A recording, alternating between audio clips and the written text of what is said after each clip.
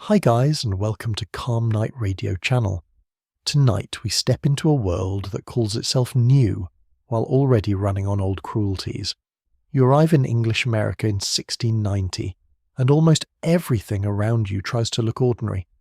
The water laps against wood pilings, gulls cry overhead, tobacco leaves dry in the warm air, men haggle over barrels, rope and tools as if this is simply business, tidy and respectable. But beneath that everyday noise sits a harder truth. An entire society is learning how to make captivity feel normal. What does it mean to wake in a place where your body can be counted beside livestock, tools, and sacks of grain? How does a person keep hold of a self when nearly everyone in power insists that self does not matter? So, before you settle into the story, take a moment to like the video and subscribe, and tell me your location and local time in the comments. Now, dim the lights, and let the shoreline come into focus. You stand near the edge of a Chesapeake River in the year 1690, where the morning mist hangs low above the brown water. The dock smells of tar, wet wood, fish scales, and mud. Boots thud over planks slick with spray. Somewhere nearby, a cooper hammers iron hoops onto a barrel, each strike ringing through the damp air. The colony is still young by European standards, though it already acts very sure of itself. Small houses crouch near the water.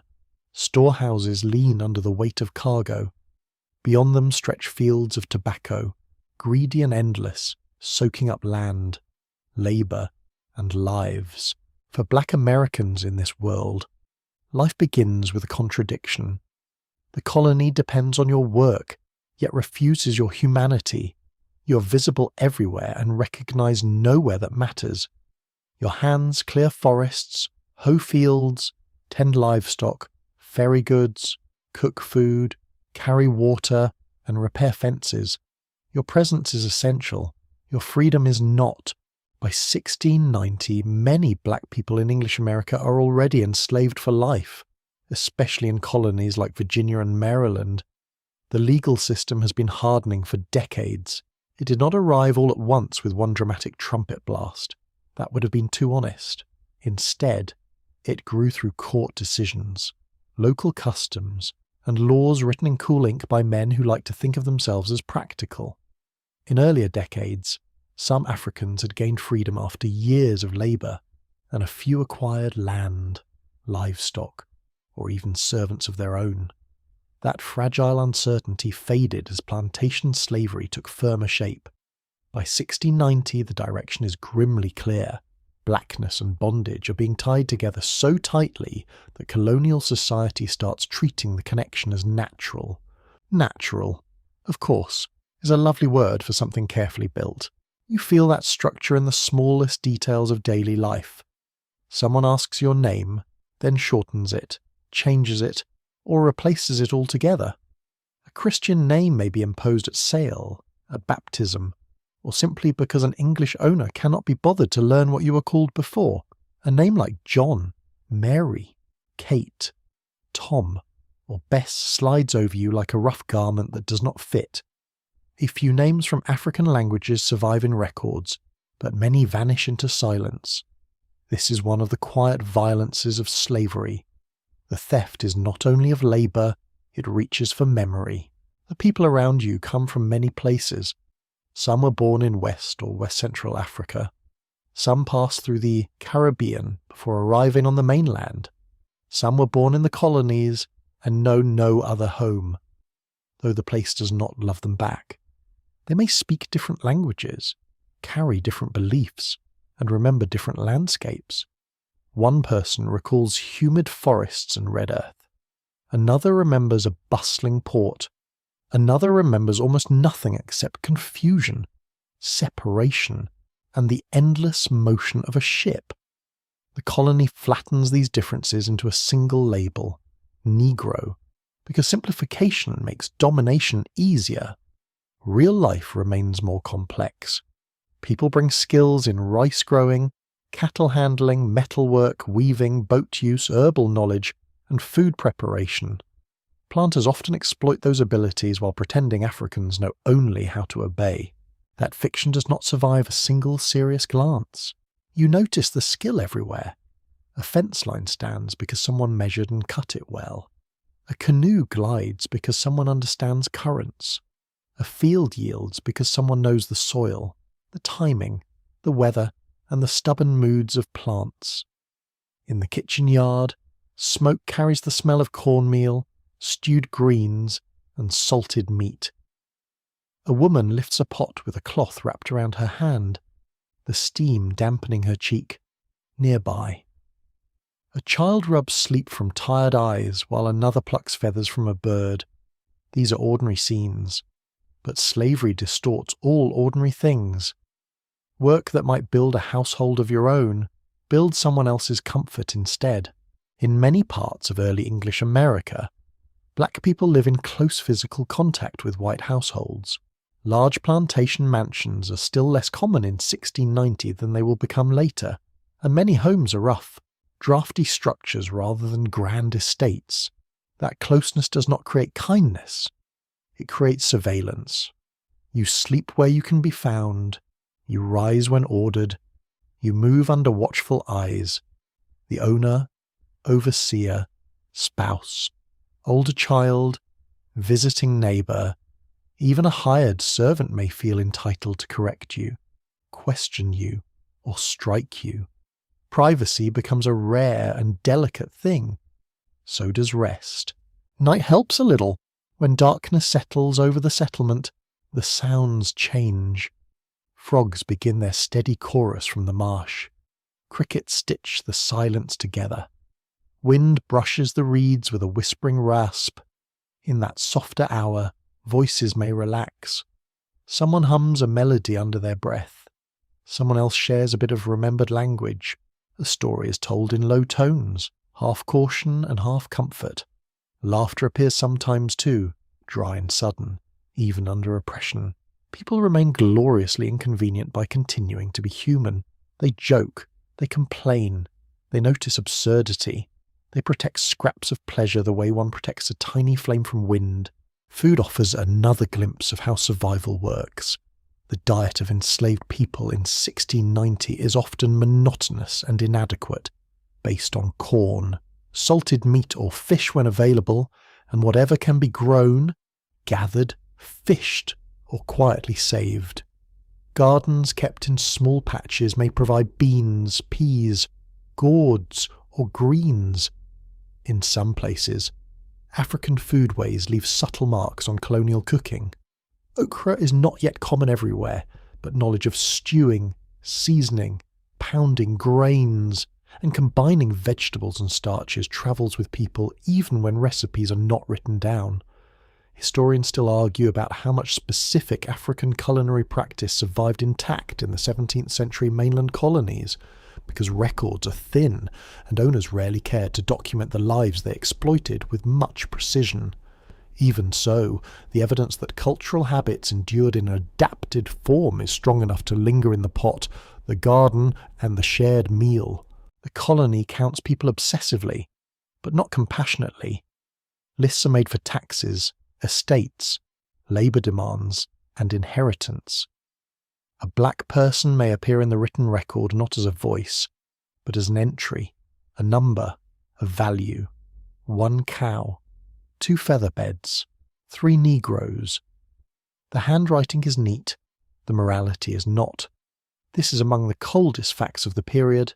Enslaved people are increasingly handled as movable wealth, assets to be sold, gifted, seized, or willed to heirs.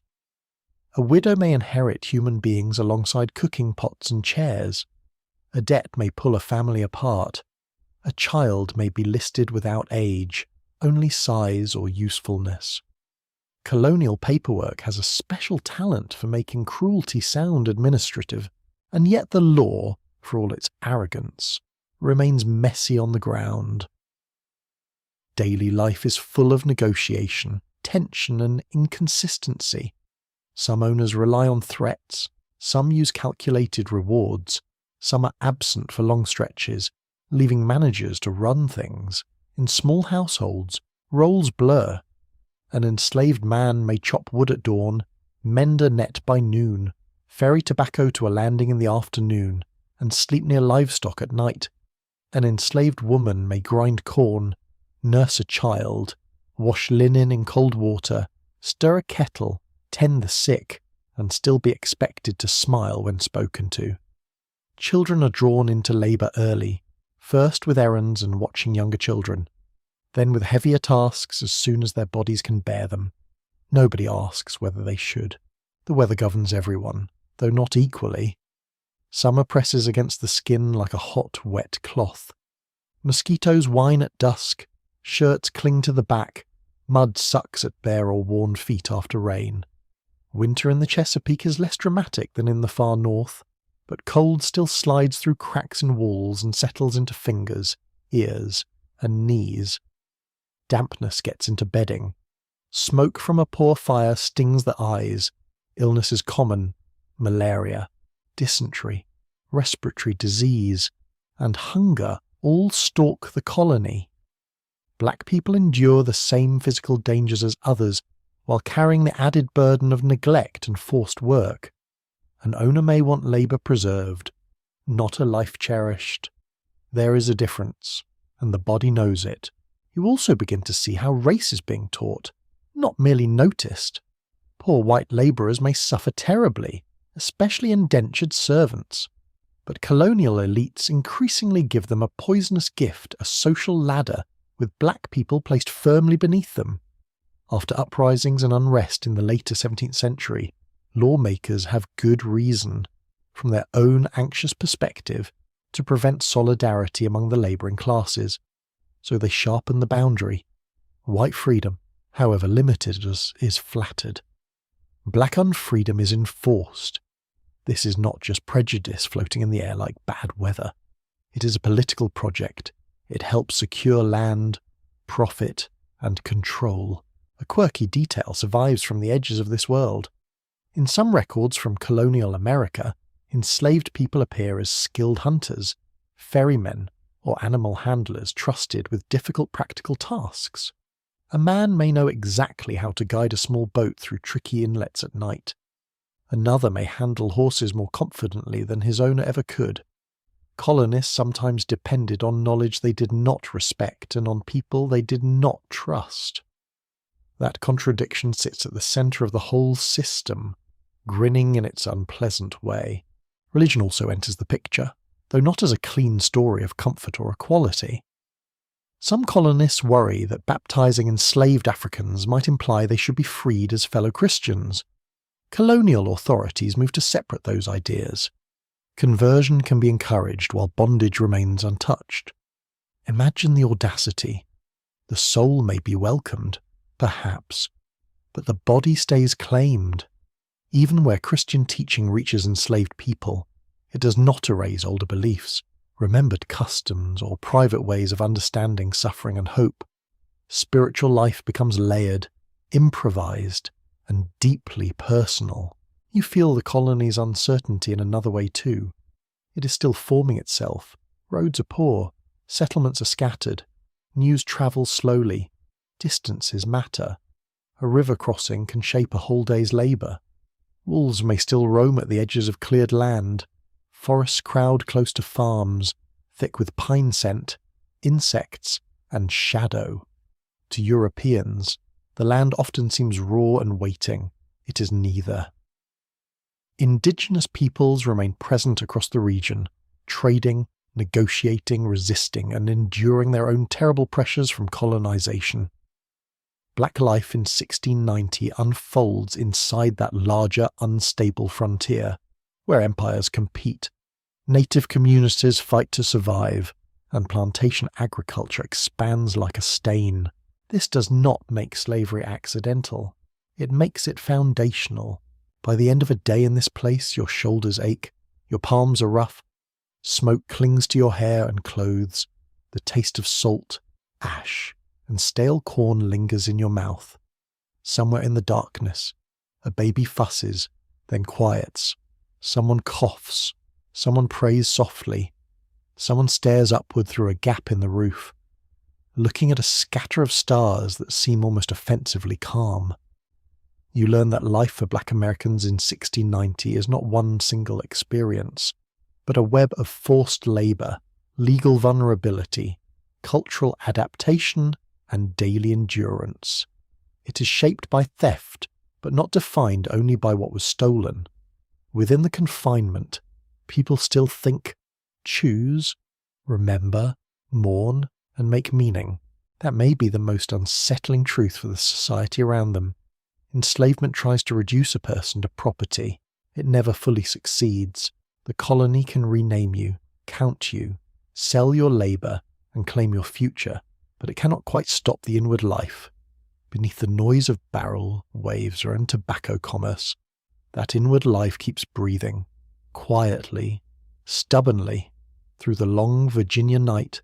The day begins before the sky has fully decided to become morning. You wake to a thin grey light pressing through cracks and rough boards, and the air already feels damp against your face. Somewhere outside, a rooster tries very hard to sound important. A dog barks once, then loses interest. From the yard comes the scrape of a bucket over packed earth, followed by the low murmur of voices kept careful and small. Sleep leaves your body reluctantly. Work never does. In 1690, much of the English mainland economy depends on tobacco, especially in the Chesapeake colonies. The plant is fussy, hungry, and demanding, which is a polite way of saying it behaves like a spoiled nobleman.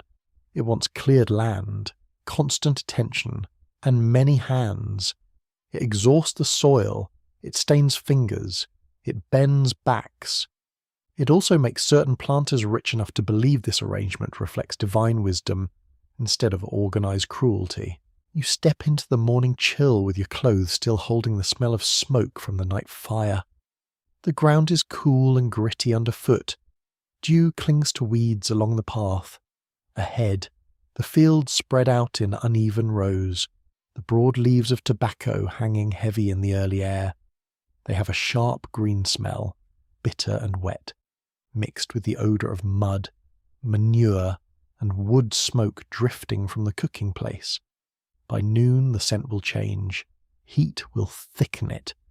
Everything in the field will smell stronger then, including sweat. Plantation work is not a single task repeated forever. It shifts with the season, and that shifting gives the year its own rough rhythm. Land must be cleared first, often by brutal labour with axes, hoes, and fire. Trees are cut, roots wrestled from the earth, brush dragged away. The work bites into your shoulders and wrists. Then come planting and tending. Tobacco seedlings need careful handling. The ground must be mounded. Worms must be picked from leaves. Suckers must be pinched away so the plant grows the way the owner wants. After that comes cutting, hanging, curing, sorting, packing. Each stage has its own strain, its own posture of pain. None of this happens gently. The tools are simple, but simple does not mean easy. A hoe can blister a palm raw. A knife can grow slippery in a sweating hand. A wooden barrel can seem to gain extra weight with every step. In the heat, your shirt clings to your back and chest. Gnats hover near your eyes. Mosquitoes find your neck, your wrists, your ankles. You slap one, miss another, and keep moving because the row in front of you stretches on with the confidence of something that knows it will win. Work is watched. That is one of the hardest facts to absorb. It is not only the labour itself that drains you, it is the constant knowledge that someone may be measuring your speed, your posture, your tone, your expression. On small farms, the owner may stand nearby with arms folded, seeing himself as the very soul of productivity because he is observing other people suffer. On larger properties, a driver or overseer may direct tasks, count bundles, and report perceived laziness. Surveillance becomes part of the atmosphere, as present as the wind. Even when nobody is speaking, the threat of correction hums in the background. You learn quickly that the colony makes fine distinctions when it wants profit. A skilled worker may be valued differently from a field hand, a boatman, carpenter, cooper, spinner, dairy maker, or cook may be assigned tasks that demand experience and care. Enslaved labour in 1690 is not confined to one kind of place or one kind of movement. Some black Americans work in tobacco fields from dawn until dark. Some labour in kitchens dense with steam and ash. Some carry goods to river landings where hogsheads of tobacco wait to be rolled onto ships. Some tend cattle, hogs, and horses. Some make bricks or repair fences. Some serve inside houses, where the work is cleaner to look at and often no easier to endure. Household labour has its own strain.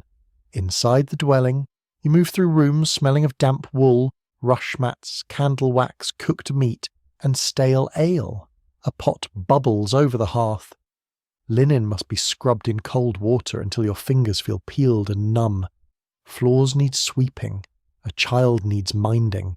A shirt must be mended before evening.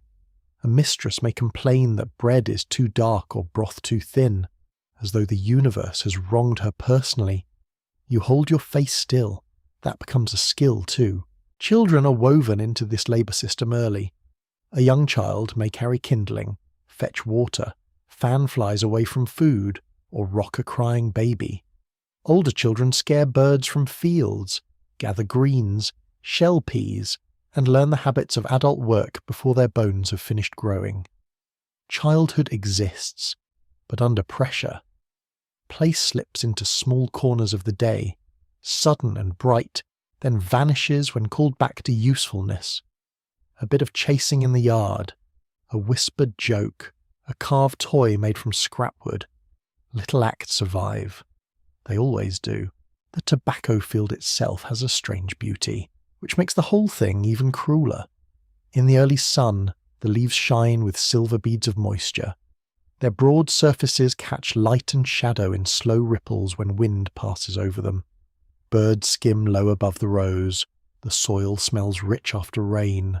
You might almost admire it, if admiration were not mixed with exhaustion and command.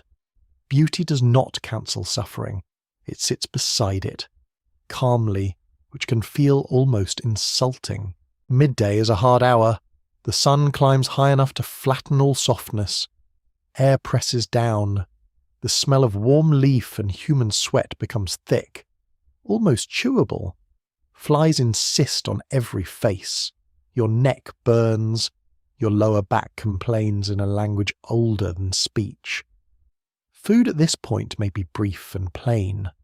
Cornmeal, salted fish, maybe pork, if supplies allow, maybe peas or beans, water if it is near enough and clean enough, which are not always the same thing. The meal quiets hunger for a little while, then labour begins again. There is no romance in survival, only method. You pace yourself when you can. You shift a burden from one shoulder to the other. You learn where shade falls briefly at the edge of a shed. You save a crust. You notice which tasks allow 2 minutes of breath and which invite a beating if delayed. You memorise moods. An owner who drank too much last night may be sharper today. A mistress worried over accounts may strike with her voice before her hand. A visiting neighbour can make everyone tense simply by arriving. Power in this world is not abstract. It wears boots. It clears its throat. It decides whether your day becomes merely hard or openly dangerous. Punishment is part of plantation order, and fear is meant to travel farther than any blow. A threat shouted at one person is often intended for 10 others. Whippings occur, so do shackles, confinement, extra labour, reduced food, and public humiliation. Some punishments are improvised. That is part of their terror. A system like this relies on unpredictability as much as routine. You're supposed to understand that pain can arrive for disobedience, slowness, speech, absence, grief, or simply because someone with authority is displeased. Yet even here, fear does not erase thought. It reshapes it. People assess risk constantly. When to speak, when to remain silent, when to hide tiredness, when to display it just enough to win a smaller task, when to share news, when to hold it back, when to help another person, and when helping may bring danger to both of you. This quiet calculation runs under daily life like a second current beneath a river. It is a form of intelligence the slave society forces people to develop and then pretends not to see. The fields also create contact among those labouring in them. A glance can carry sympathy, a muttered remark can carry warning. A shared rhythm of hoe strikes can become almost musical. Work songs in the later, fuller forms many people imagine are not always documented this early in the mainland colonies. But cadence matters. Voices keep time. Humming steadies effort. A repeated phrase, half practical and half emotional, can help bodies move through fatigue. Scholars still debate how much of the musical structure heard in later African American field traditions was already taking shape in places like 17th century Virginia and Maryland. The records are frustratingly thin. Owners recorded output more carefully than sound. Still, human beings rarely work together in silence for long. Breath itself wants rhythm. A curious detail from the tobacco world reveals just how skilled enslaved workers had to be. Packing tobacco into large barrels called hogsheads required judgment, strength, and experience. The leaves had to be sorted and compressed in ways that affected quality and sale. A careless pack could reduce value. Planters relied on enslaved labourers to perform these tasks well, then congratulated themselves on the profits. This was common in colonial slavery. Dependents wore the mask of superiority. By late afternoon, the light begins to soften. Though the day has not yet released you, dust clings to your legs. Your hands smell green from the plants, with a bitter edge that lingers after washing. If rain has fallen, your hems are stiff with mud. If no rain has come, the ground has baked hard enough to jar your knees and hips at each step. You hear wagon wheels creak somewhere near the lane. A horse snorts, a child cries from the yard, then grows quiet under someone's calming voice. Some plantations and farms are small enough that labourers know every corner of the property. Others feel larger, more scattered, broken by creeks, woods, and tobacco houses where the leaves cure in dim, smoky stillness. Those curing houses have a world of their own. Inside, the air hangs warm and pungent. Leaves rustle faintly overhead where they're hung to dry. Dust floats through narrow shafts of light. It smells earthy, sweet, and faintly sour, a scent that settles into hair and cloth and seems determined to live there forever. Touching the leaves, you feel their texture changing with the curing, from supple green life towards something drier, more fragile, made for market. Market sits at the end of all this labour like a stern little god. Ships wait downriver. Merchants wait in port towns. Accounts will be tallied. Prices will rise and fall with quality, supply, and distance. But the people whose hands make the crop possible do not share in the reward. Instead, tobacco wealth deepens the system that consumes them. More acreage invites more labour demand. More labour demand invites more forced transport, more legal hardening, more routine violence. The plant and the people become bound together in colonial thinking. Though only one is treated as worthy of careful cultivation, night finally arrives in pieces. The sky turns from gold to violet, then to a blue so deep it almost swallows the fields whole. The evening air cools the sweat on your skin. For a moment that cooling feels merciful. Smoke from cooking fires drifts low, carrying scents of corn cakes, broth, charred meat, onions if anyone has them, herbs if someone managed to keep a patch alive near the quarters or yard. Bodies slow, not rest exactly, more like a reduced speed of survival. In these evening hours, fear does not vanish, but it changes shape. The overseer's eyes may be farther away. The owner's voice may be muffled inside the house. People speak more freely, though never carelessly. News passes in fragments. Someone mentions a sale nearby. Someone has heard of a harsh master on another river. Someone else whispers that a man once disappeared into the woods for days before being found. Such stories serve many purposes at once: warning, memory, hope, dread, sometimes all four. The colony wants obedience to look complete. It rarely is.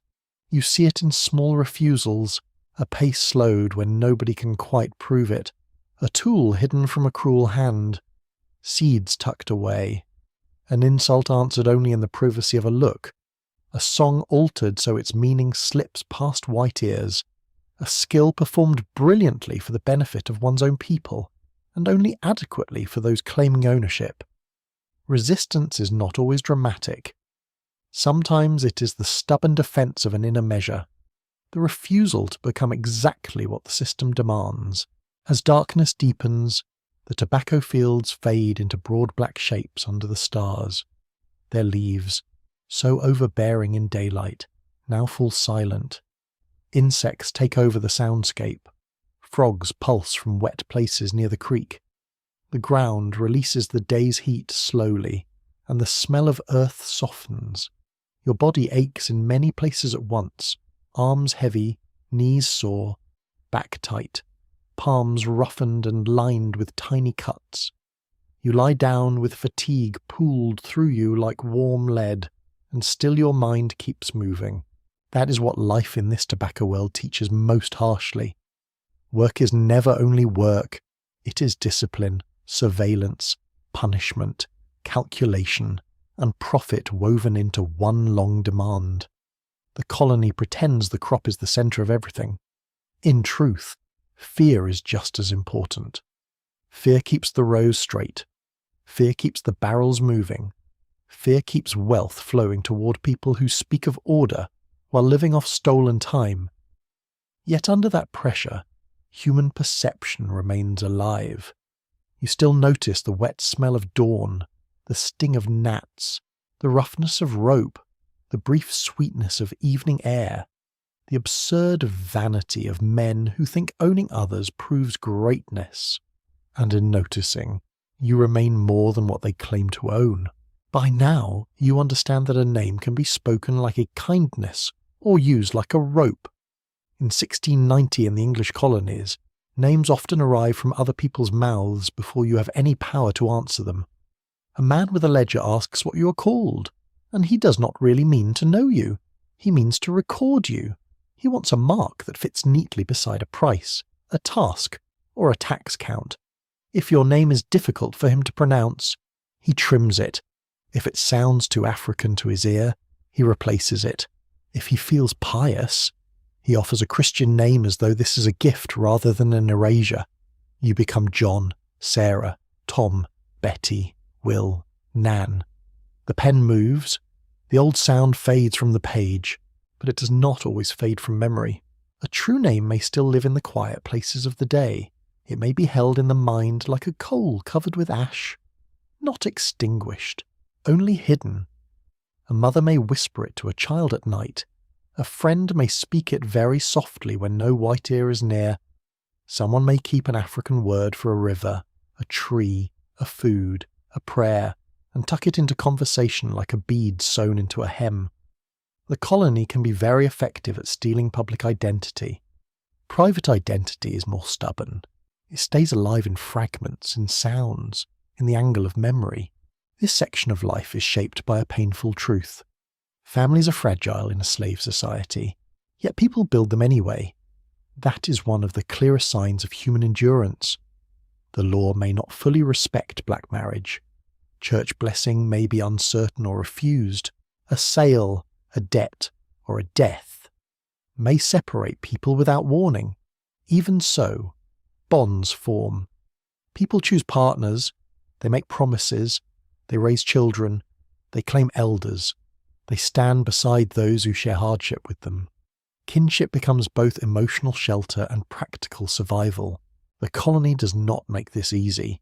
In many settlements, black Americans live among a mix of strangers, recent arrivals, and people born in the colonies. Some come from Senegambia, some from the Gold Coast, some from Central Africa, some through Barbados or Jamaica. Their languages differ, their customs differ, their memories differ. One person grew up near coastal trade, another knew inland farming, another remembers ironworking, cattle, weaving, or fishing. The English observer often flattens them all into one category, as if a broad label could swallow whole worlds. Daily life proves otherwise. People carry different rhythms of speech, different ways of preparing food, different gestures of greeting, different understandings of age, authority, and the sacred. So when community forms, it is not simply a continuation of one old village brought intact across the sea. It is a remaking. You see this remaking in the most ordinary scenes. Two women work side by side at a washing place, kneeling at a tub, sleeves wet to the elbow. Their languages are not exactly the same, but over time they build a shared speech from English commands, remembered African words, and the practical grammar of labour. A man in the yard teaches a younger boy how to tie a knot properly, then tells him, in a lowered voice, which adults can be trusted and which cannot. An older woman knows which root sees fever, which leaves calm a stomach, and which smells from the kitchen yard mean a storm is coming. No one holds a formal ceremony to announce that a community is formed.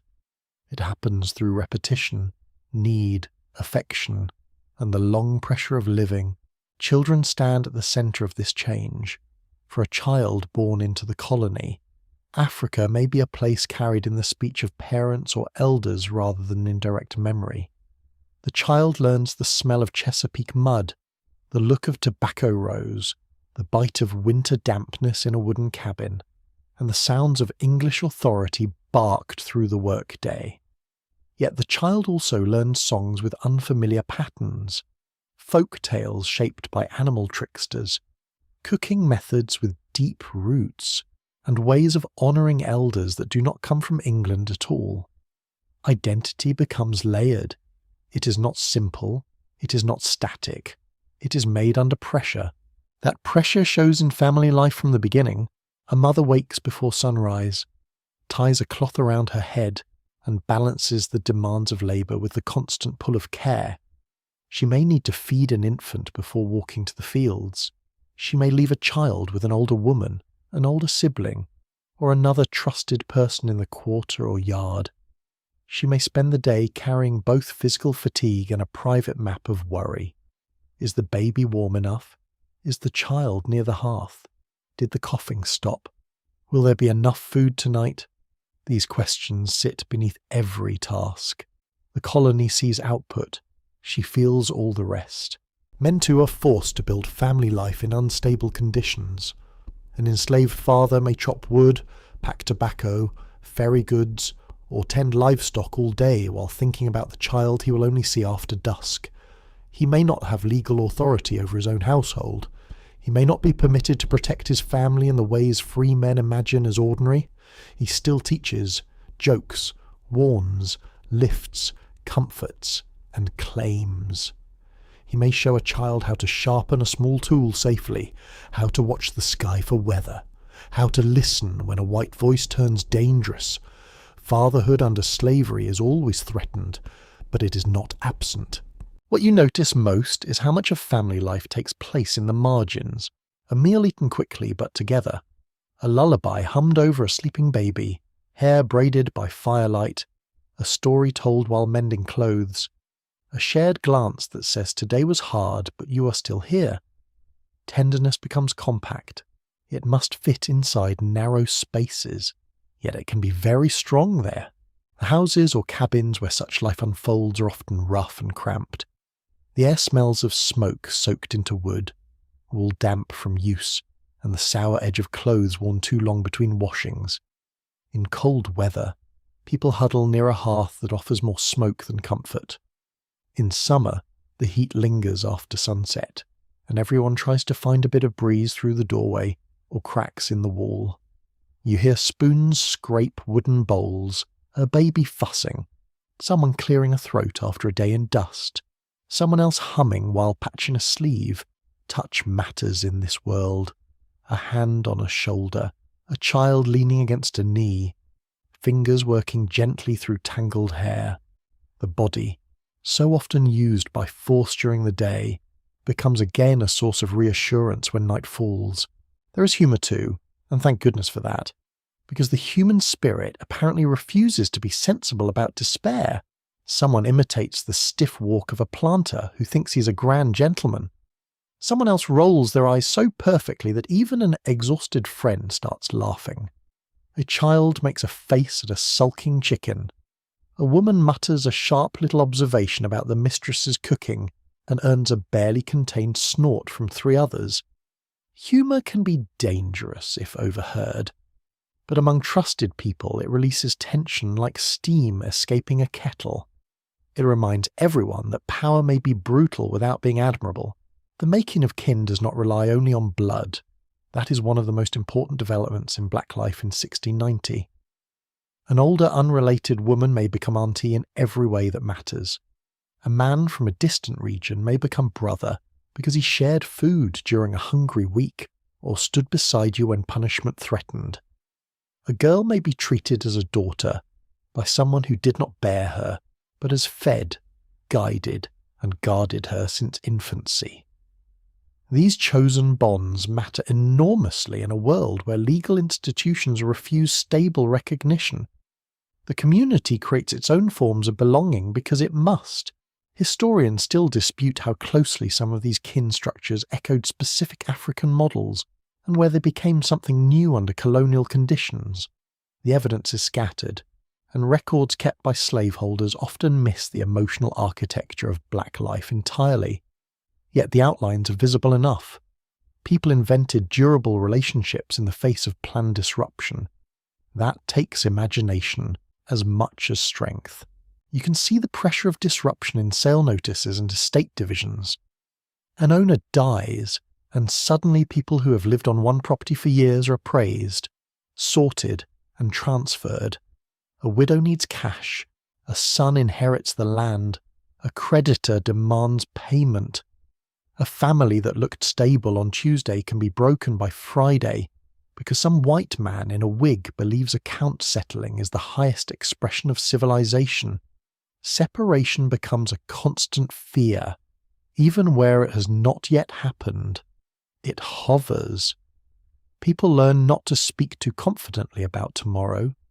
They also keep loving each other anyway, which is a kind of courage that rarely gets the grand language it deserves.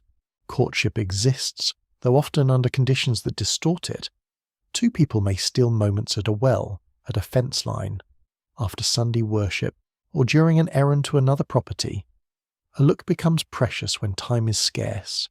Gifts are simple and carefully chosen. A ribbon, a carved token, a bit of food saved, a tune recognized. Words matter. Promises matter more because so much else is uncertain. Love does not disappear under slavery. It becomes leaner, more alert, and sometimes heartbreakingly practical. A quirky detail turns up in some colonial records and traveller accounts. Enslaved and free black people were occasionally noted for distinctive hairstyling, bead use, or clothing adaptation that blended African habits with whatever materials were available in the colonies. A head wrap tied a certain way, shells or beads saved and restrung, a pattern in braiding, a bit of bright cloth preserved from near ruin. None of this looks grand in the record, yet such details can carry enormous meaning.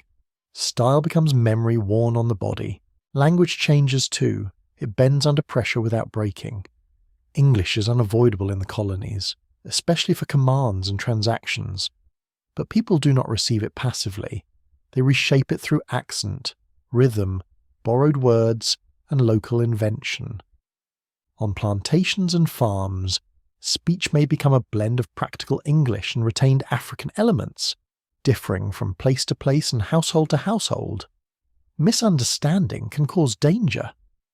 Shared expression can create solidarity. A warning phrase, a nickname, a prayer, a joke that white listeners fail to grasp fully. These become small shelters built from sound. Religion enters family and community life in layered ways. Some people accept parts of Christianity, some resist it. Some mix Christian ideas with older spiritual understandings carried from Africa or reshaped in the Americas. A psalm heard in church may sit beside a remembered protective ritual. A biblical story of bondage may strike the ear differently when you yourself are not free. A whispered prayer before sleep may address God in one language and longing in another. Spiritual life often gathers around the household. A woman murmurs over a sick child. An elder speaks words for the dead. Hands join, heads bow. No official minister is required for meaning to be made. The emotional world of these families is not all solemn dignity.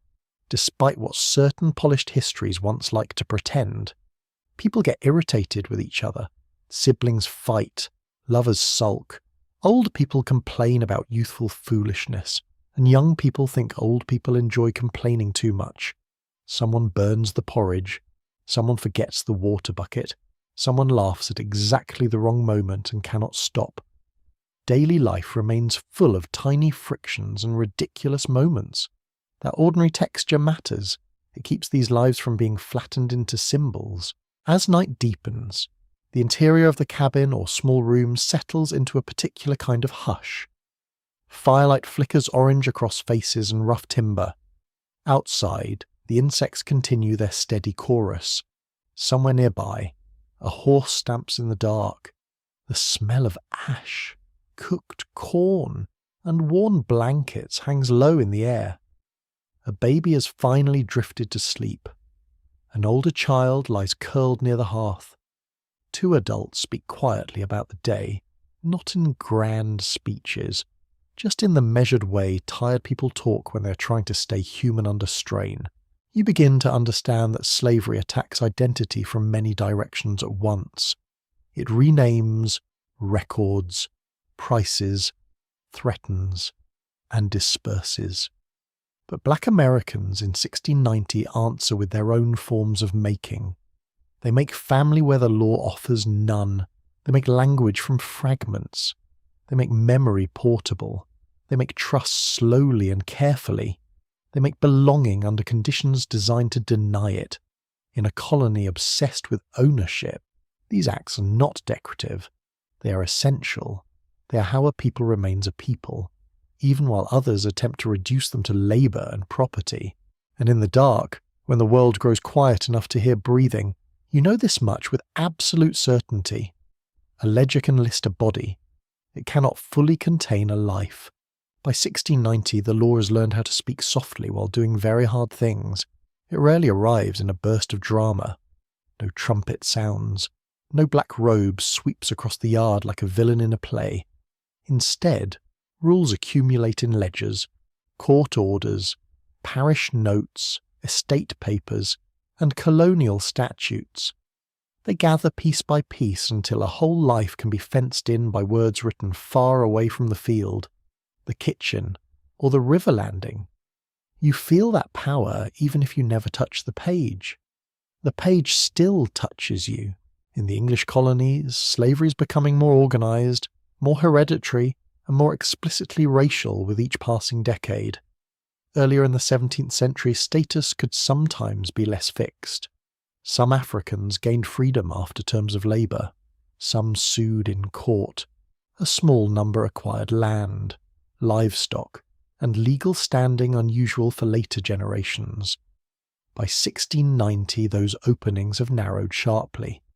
The colonies are deciding, in law as well as custom, that blackness should mean permanent unfreedom. That decision is not a misunderstanding. It is a design. The change happens through many doors at once. One court case declares that a person held for life may remain so. Another statute clarifies that baptism does not alter bondage. Another rule defines the status of children according to the mother. This last part is especially chilling. In English common law, inheritance and family standing often followed the father.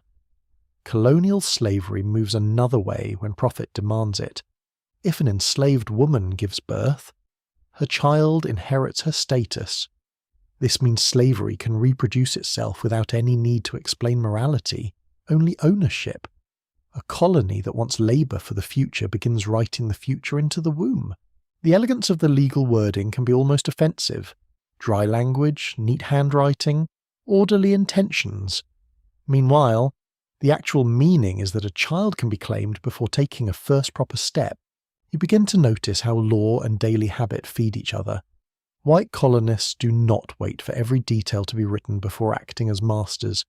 They punish, command, buy, sell, and separate according to local expectation. Then lawmakers gather those habits and turn them into formal rules. Once written down, those rules return to daily life with sharper teeth. Custom becomes law. Law deepens custom. Round and round it goes. Like a mill grinding bone into flour and calling the result civilization, this legal tightening is visible in movement. Freedom of movement matters enormously in any unfree society because distance creates possibility.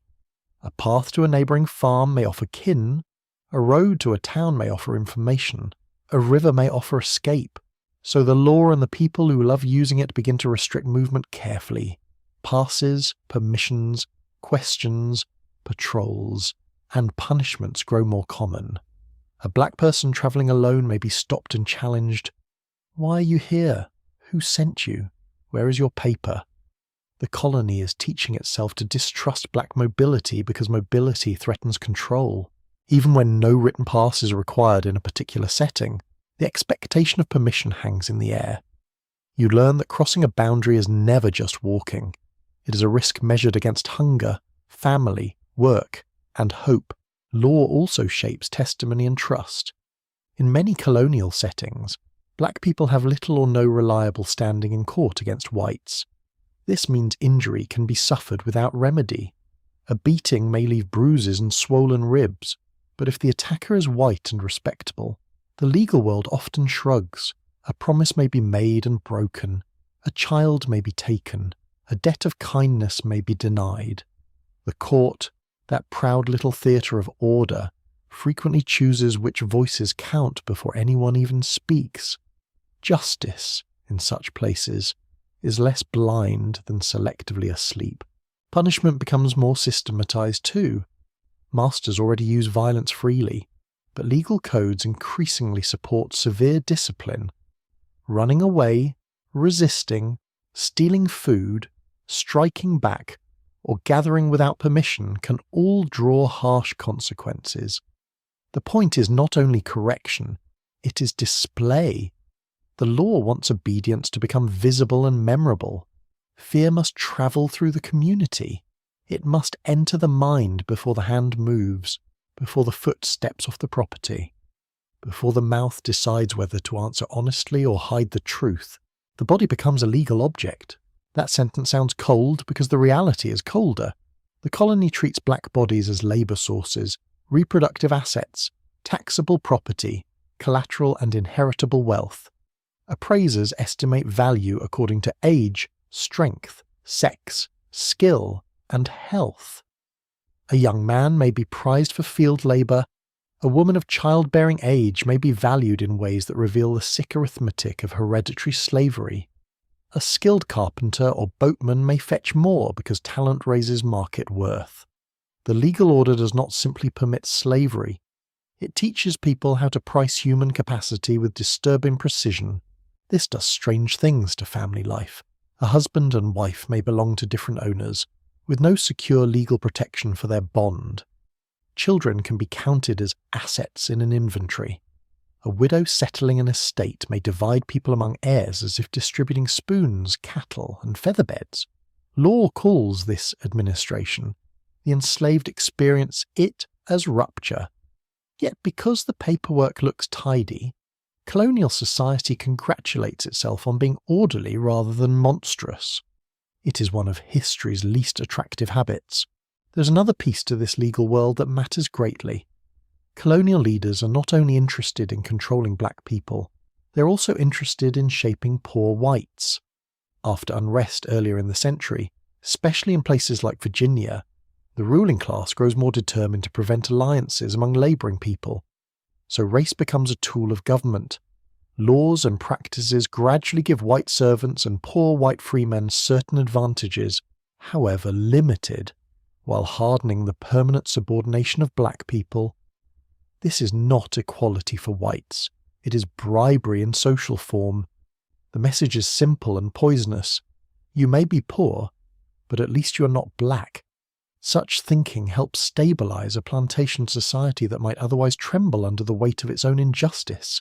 The courthouse itself can feel far away from the plantation, yet its reach is intimate.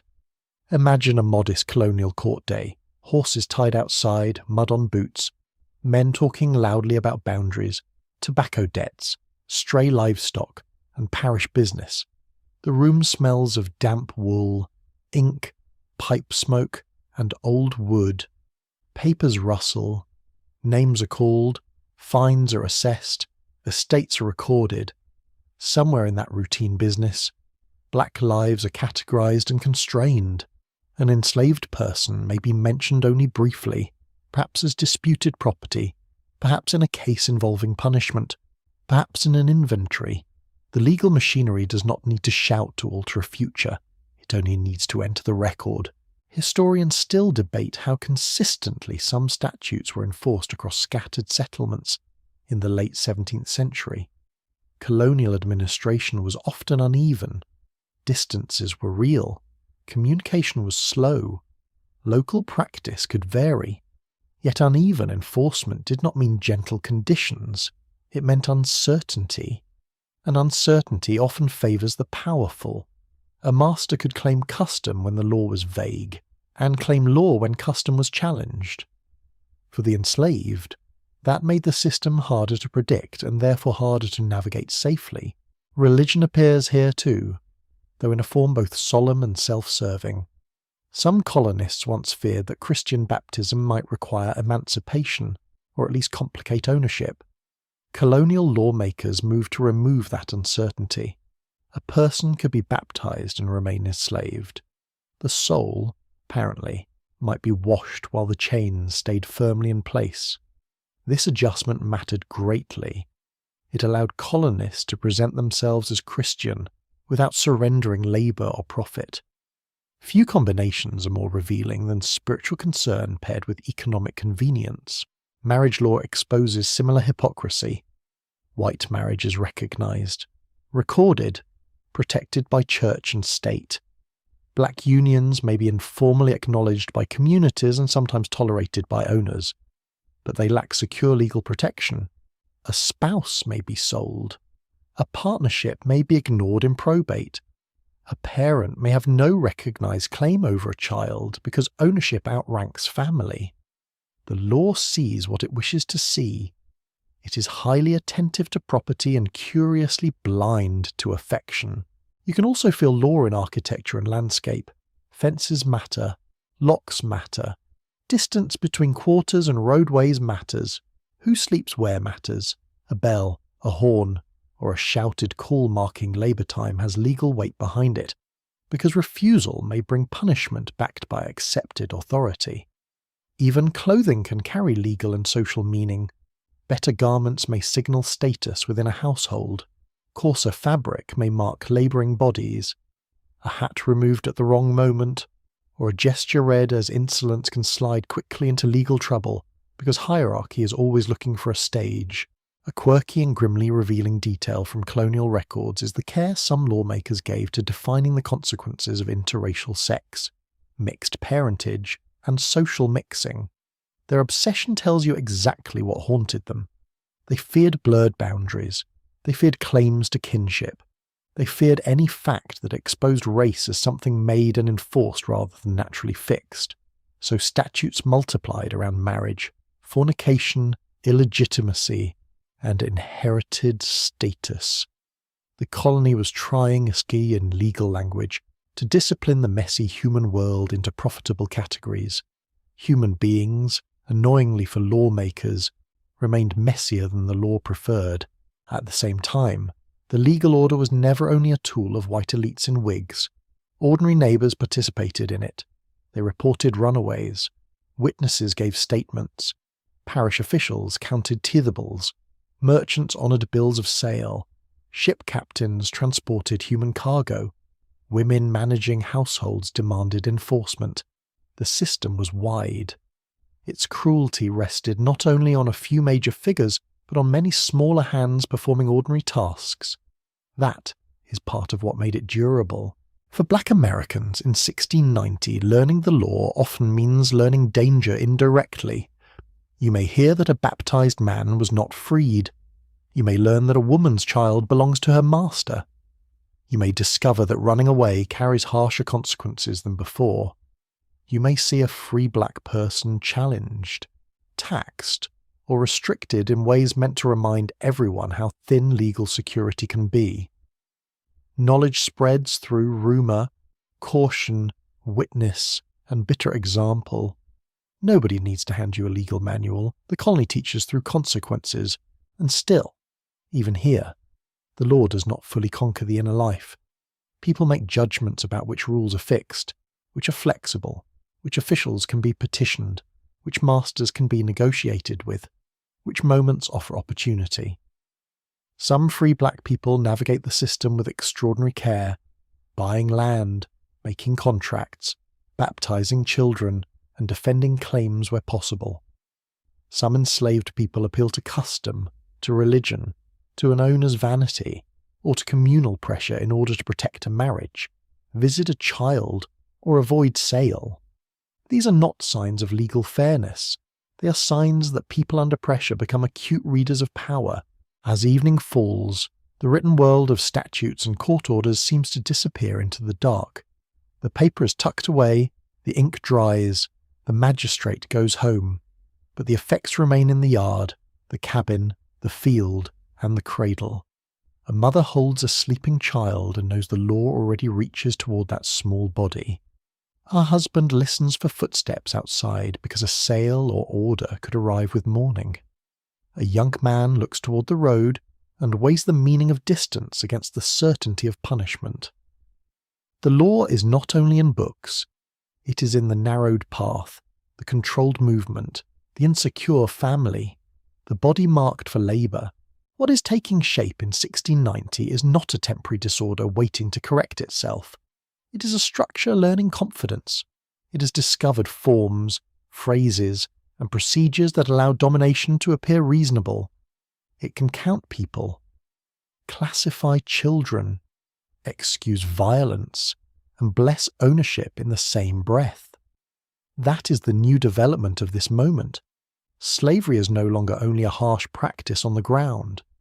It is becoming a legal world, one with habits sturdy enough to outlive the men who wrote them, and in the hush after dark, when the voices have dimmed and the insects sing outside the wall, you can sense the deepest cruelty of it. The law claims to bring order. For black Americans, it brings enclosure. Yet even enclosed, the mind continues to measure, judge, remember, and hope.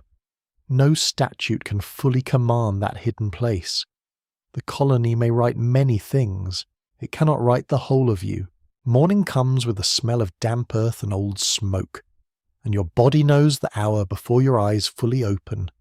The shoulders stiffen first, then the hands, then the back reminds you, with no poetry at all, that yesterday was real and today plans to be equally ambitious.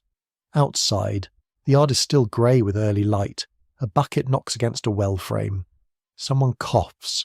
A hen fusses over nothing important, which feels almost admirable. The colony may be building a slave society of frightening scale, but the chicken remains devoted to small domestic drama. This is a world organised around labour from dawn to dark, and black Americans in 1690 are pushed into nearly every task that keeps colonial life moving. The work is not only in tobacco rows, it spreads through the whole settlement like roots under soil, often unseen by those who benefit from it most. You feel it in the field, at the hearth, along the riverbank, in the stable, near the loom, at the wharf, inside the dairy room, under the house frame, beside the brick kiln, and in the endless carrying of things from one place to another. The day is made of tasks. The system is made of your exhaustion. A plantation or farm depends on timing. That is one of the first truths you learn, not because anyone generously explains it, of course, but because a mistake echoes across the day. If the fire is not lit in time, food is late. If the horse is not watered, transport is delayed. If the cattle break a fence, the field suffers. If tobacco is not handled at the right stage, value falls. If washing is left too long, clothing stinks and tempers rise. Every corner of labour touches another corner. The household and the field pretend to be separate worlds, yet each leans on the other constantly. For men assigned to heavy outdoor work, the body becomes a tool under relentless demand. You swing an axe into stubborn wood and feel the shock travel into your elbows. You lift fence rails that scrape bark and splinters into your palms. You stoop to hoe weeds from corn or tobacco mounds while the sun presses heat onto the back of your neck. You haul barrels, drag brush, mend ditches, clear stones, and drive livestock through muck that sucks at your feet. Sweat dries and returns, dries and returns. By midday, your shirt feels almost glued to your skin. Women carry labour just as heavily. The colonial records often describe their work with a strange casualness, as if boiling, washing, nursing, mending, cooking, gardening, child tending, dairying, poultry care, and hauling water are all minor little hobbies performed between elegant sighs. In reality, household labour in 1690 is physically punishing. A kettle must be lifted, grain must be pounded or ground, linen must be scrubbed against rough surfaces until fingers redden and crack. Water must be carried again and again, sloshing down a path that never grows shorter out of politeness. A woman may spend the day bent over smoke, steam, and repetitive motion, then still be expected to soothe a child or patch clothing by weak firelight at night. Some labour crosses those imagined boundaries. A woman may work in the field during busy seasons, then hurry back to household tasks. A man may split wood at dawn, ferry produce by noon, and assist with slaughtering livestock by evening. Older children drift wherever need is sharpest. Colonial slavery prizes flexibility, which is a grim way of saying it claims every usable part of your strength. There is always another job waiting. At the water's edge, a different rhythm unfolds. Rivers are roads in the Chesapeake, and labour near them matters enormously. Canoes and small boats slide through brown water carrying people, messages, tools, produce, and tobacco. A boatman needs balance, judgment, and nerve. The current changes, wind shifts, mud banks appear where you do not want them. Oars bite cold water in the morning and warm water by afternoon. Rope burns the hand. Wet wood smells sharp and clean compared with the dusty sourness of the curing house. Near a landing, you hear gulls, slapping waves, creaking hulls, and the hollow thud of cargo moved from shore to vessel. Commerce looks graceful from a distance. Up close, it groans, drips, and strains. Skilled labour is everywhere in this world, even when slaveholders insist on calling enslaved people simple. A carpenter measures angles by eye and hand. A cooper shapes staves and hoops into a tight barrel that must survive travel and weather. A blacksmith works near a fire hot enough to make the air itself seem metallic. The hammer striking sparks from iron with a sound that carries across the yard. A brick maker kneads clay and water underfoot, then moulds, dries, and fires the blocks that will outlast the people forced to make them.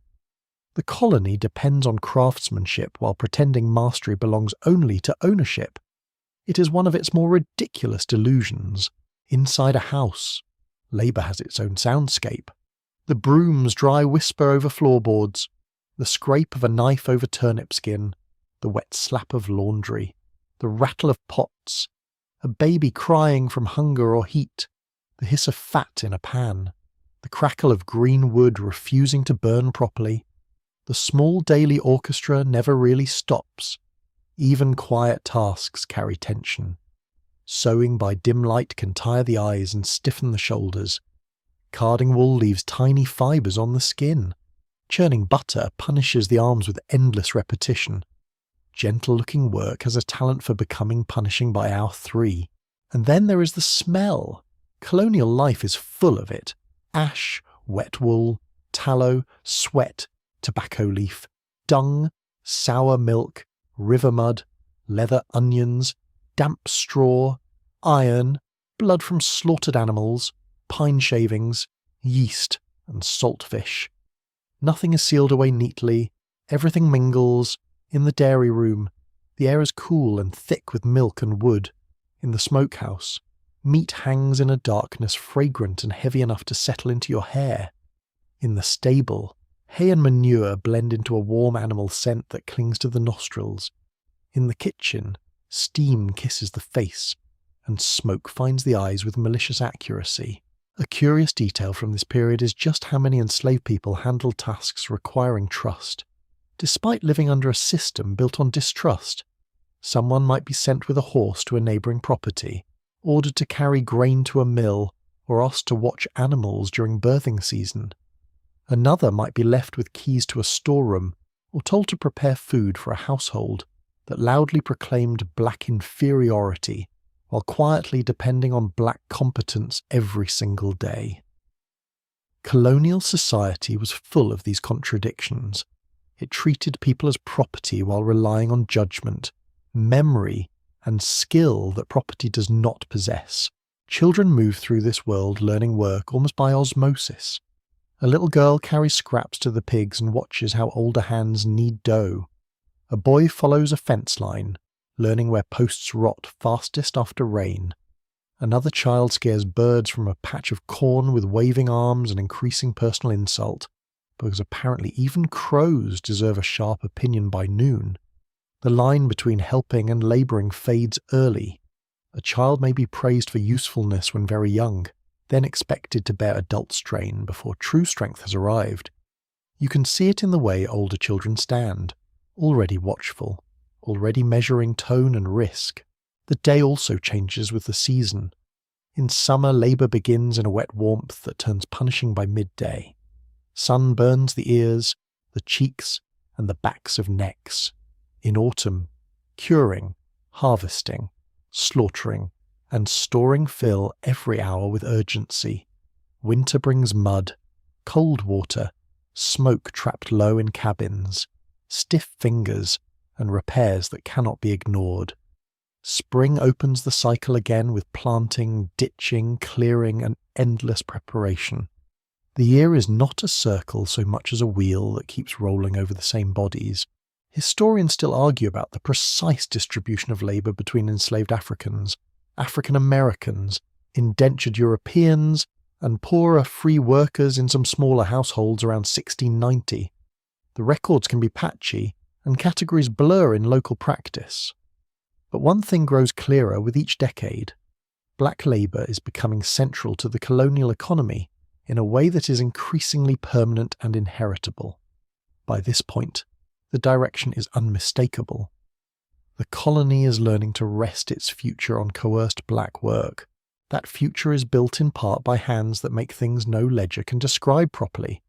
A woven basket shaped to carry corn without breaking, a repaired net that saves a day's fishing, a garden patch coaxed from poor soil, a broth stretched to feed one more mouth, a blanket mended before cold weather settles in. These are skills of maintenance, the kind of labour history often leaves in the corner because it is repetitive and associated with survival rather than grandeur. Yet whole households would collapse without it. Empires like to brag about ships and exports. Real life runs on cooking, cleaning, carrying, stitching, tending, and repairing. Evening does not erase work, it merely changes costume. After the formal tasks of the day, there may still be wood to split, water to fetch, a pot to scrub, a child to wash, a shirt to mend, a small garden to inspect, a sore foot to soak, or a sick elder to comfort. The body longs to stop. The world keeps presenting minor emergencies. A hen has gone missing. A latch is loose, a child has a fever, the kettle is blackened and needs scraping. One more thing. There is always one more thing. In some places, enslaved people cultivate tiny plots for themselves when permitted, growing peas, greens, beans, or other food to supplement meagre rations. This is work done in borrowed slivers of time, yet it can mean the difference between hunger and endurance. Kneeling in that small patch, the earth feels different under the fingers. Not freer exactly, but more personal. The smell of crushed leaves rises green and fresh in the evening. Insects hum low over the plants. The light softens. For a moment, labour serves your own people rather than someone else's ledger. Such moments are small. Small does not mean unimportant. Another development in this world is the way enslaved labour supports colonial expansion beyond the farm itself. Roads improve because someone clears them. Houses rise because someone cuts timber and lifts beams. Towns trade because someone rows, carts, packs, and unloads. Food reaches market because someone plants, gathers, salts, and preserves it. Even gentility, that favourite performance of colonial elites, depends on invisible work. A polished table, a neat shirt cuff, a warm meal, a tidy horse, a stocked pantry, a swept floor. None appear by magic, yet the people whose labour creates that illusion are denied the dignity their competence earns. There is, too, a constant intimacy with materials. Rope bites, wool scratches, mud cakes and cracks on skin, wood splinters, ash dries the hands, lye stings, iron radiates heat, cold water numbs fingers, tobacco leaf sticks slightly to the skin when damp, flour dust settles pale over sleeves, animal hides feel heavy and resistant. The body learns the textures of the colony in painful detail. You can almost map the economy through touch alone. As darkness gathers, the sounds shift again.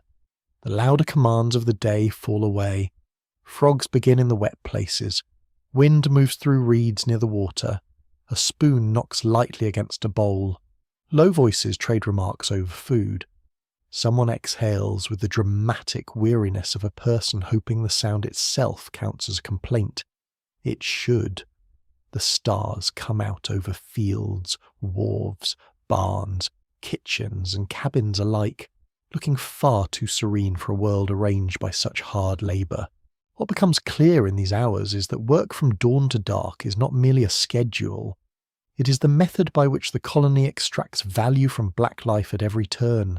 It seeks not only strong arms for the field, but patient hands for craft, quick feet for errands, sharp eyes for children, steady judgment for animals, and endless endurance for every dull, repetitive need of daily survival. The labour system is broad because the colony itself is broad. It stretches into every object used, every crop sold, every room warmed, every barrel shipped, and yet no amount of work turns a person into a machine. Beneath the tired muscles and smoke-scented clothing, thought continues, preference continues, pride in skill continues, irritation continues, humour continues. A carpenter still notices a crooked joint. A cook still knows when the stew is balanced properly. A mother still feels a child relax against her shoulder. A boatman still reads the current better than the man who claims to own him. That inward and practical knowledge remains alive through all the labour, stubborn as roots under packed soil. By night, the body gives its final account, legs heavy, hands sore, neck tight, eyes grainy with fatigue. The work has taken nearly everything offered to it. Nearly, not quite. Somewhere inside, there is still a private measure, a sense of self untouched by the day's demands. The colony cannot stop reaching for it. It cannot quite seize it either. There are days in 1690 when relief is so small you could miss it if you blinked. A pause beside a doorway while rain rattles on the roof. A crust kept back for later. A joke whispered at exactly the right moment. The warmth of a crowded fire on a bitter evening. Life under slavery is built from force, yet it is also threaded with tiny acts that make endurance possible. These are not freedoms. They are narrower than that. They are small mercies, and they matter because the risks around them never disappear. You wake before sunrise to the smell of banked coal stirred back to life. The cabin or room is dark except for a low orange glow near the hearth. Someone kneels there, coaxing flame from ash, and the first crackle of kindling sounds almost cheerful in the cold. A child turns in sleep and gives a soft sigh. Outside, the damp air has a metallic bite, and the yard feels hushed before the day's commands begin.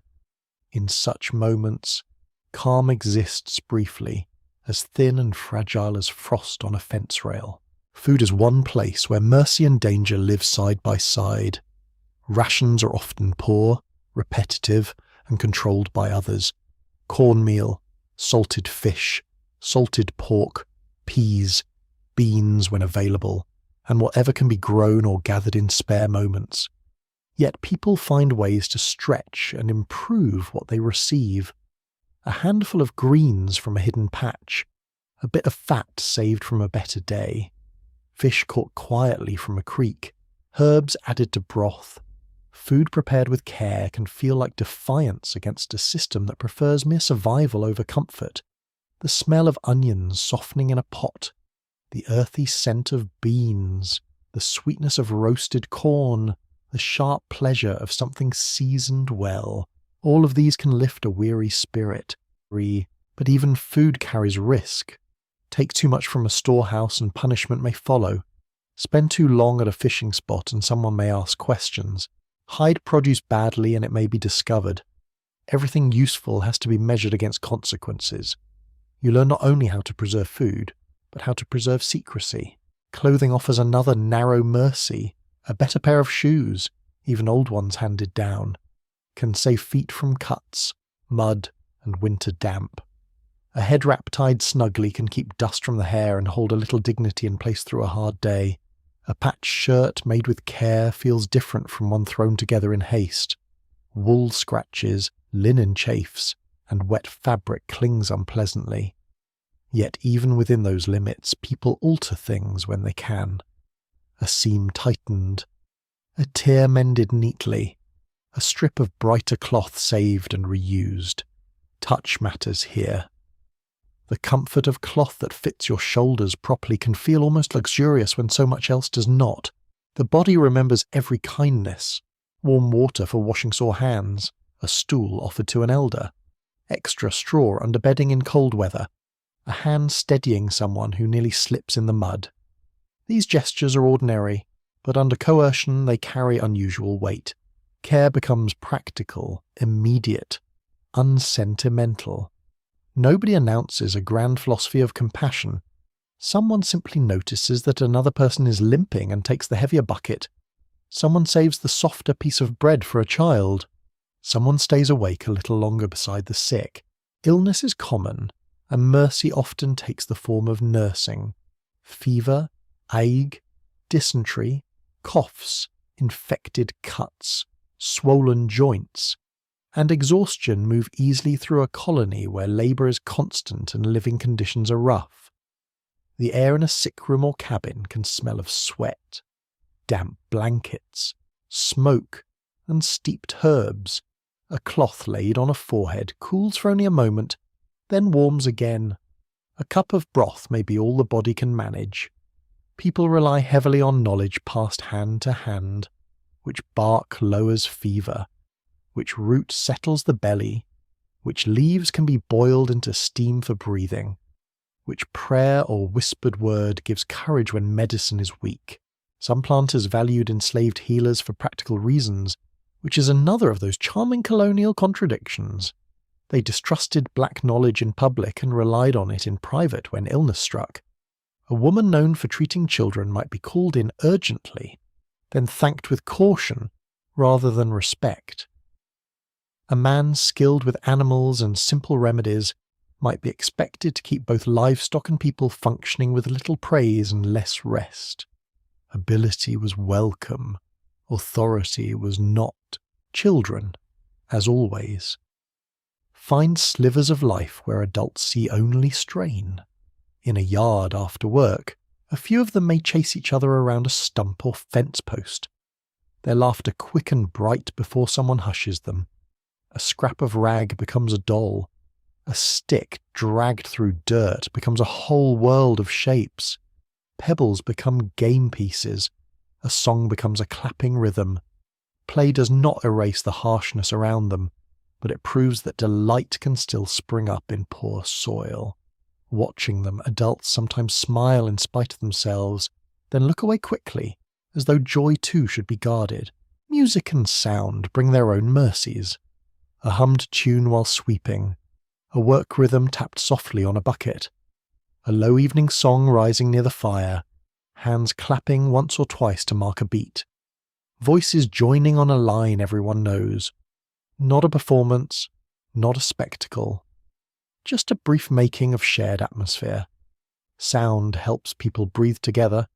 It can soothe children, lighten repetitive work, and hold memory in a form nobody can easily confiscate. Some melodies may echo African patterns. Some may blend with English hymns or local turns of phrase. Some belong only to that yard, that household, that evening. Historians still argue about how much private leisure time enslaved people in the mainland colonies could reliably claim in the late 17th century. Conditions varied greatly by household, season, and owner, yet even where time was tightly controlled, small spaces opened, night after the evening meal, Sunday intervals, minutes stolen while waiting for water to boil or dough to rise.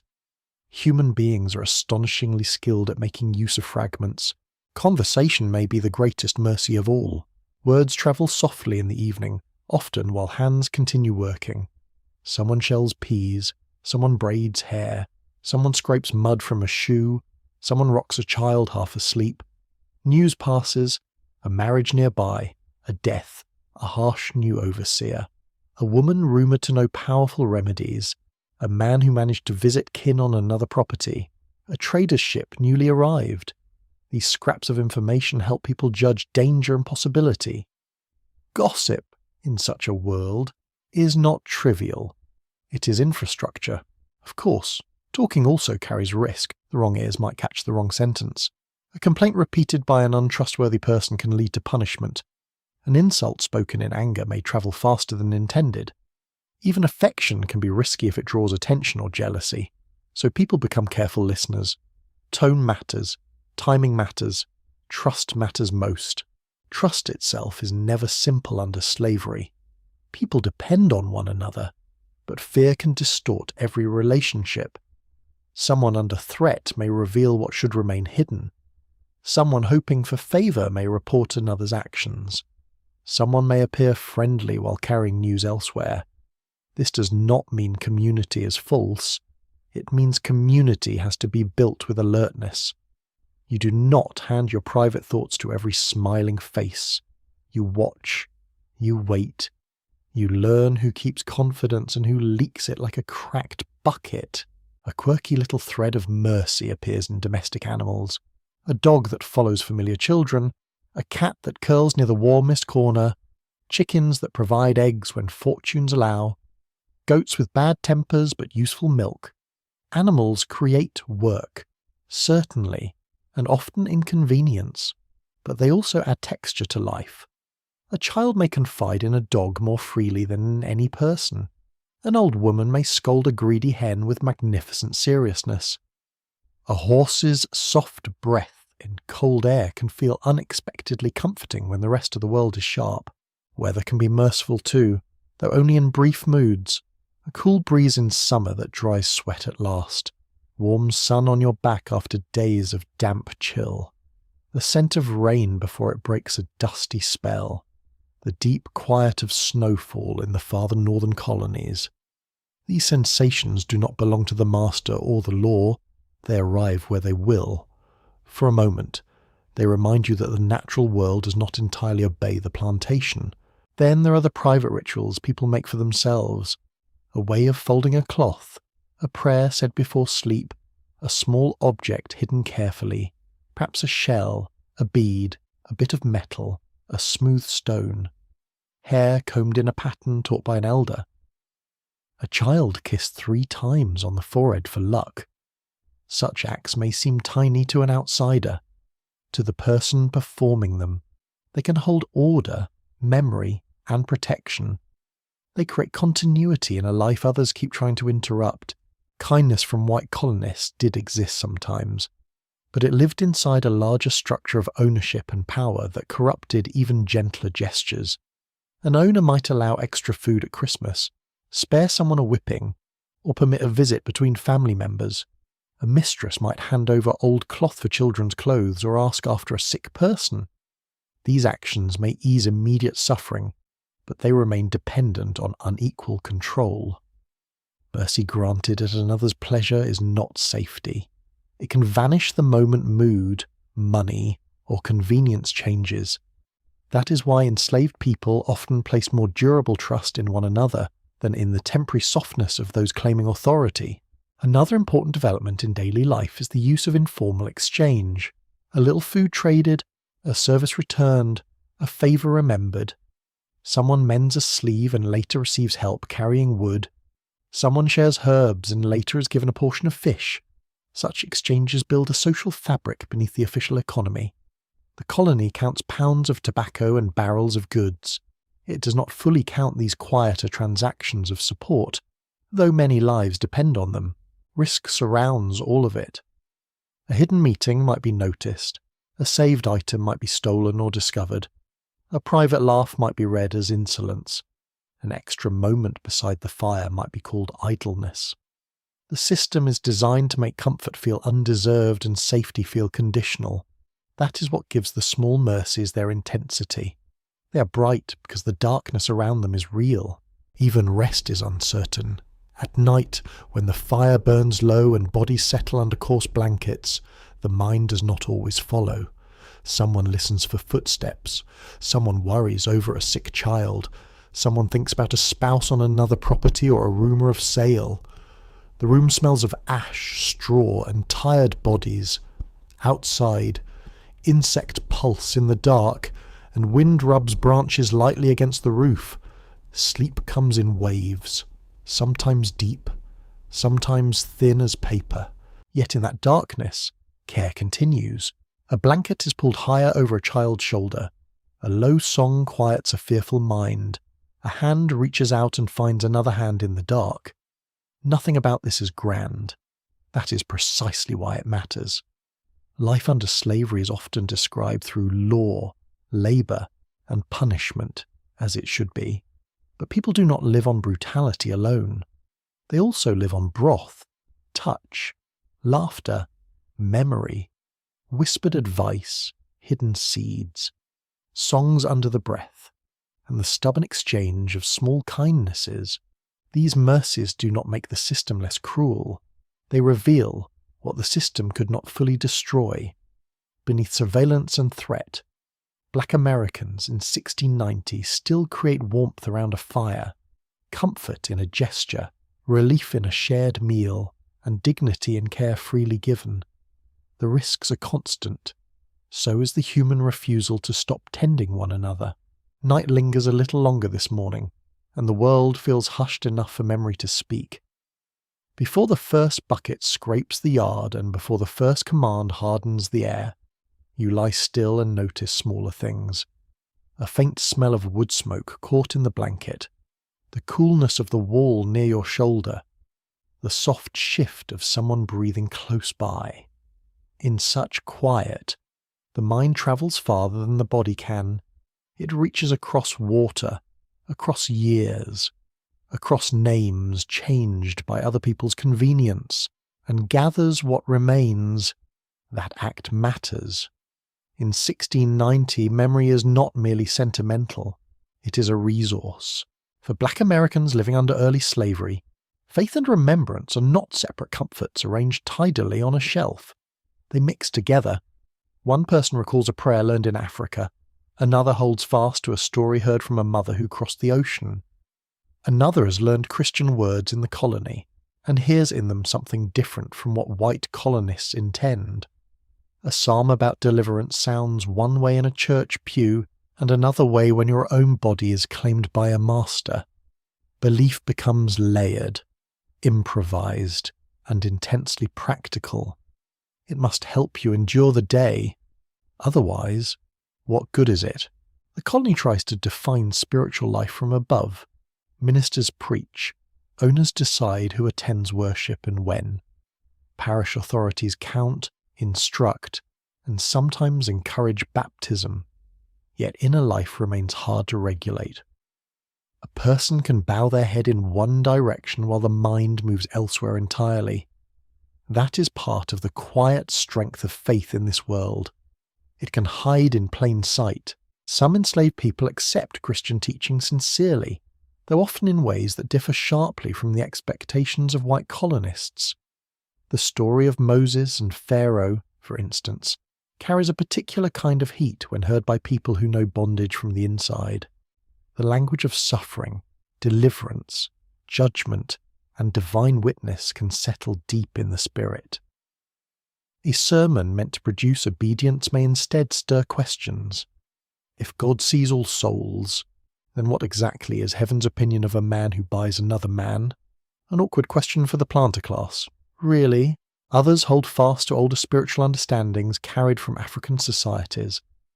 These may include reverence for ancestors, protective rituals, healing knowledge, meanings attached to water, fire, crossroads, or the natural world, and ways of reading misfortune that do not come from English religion at all.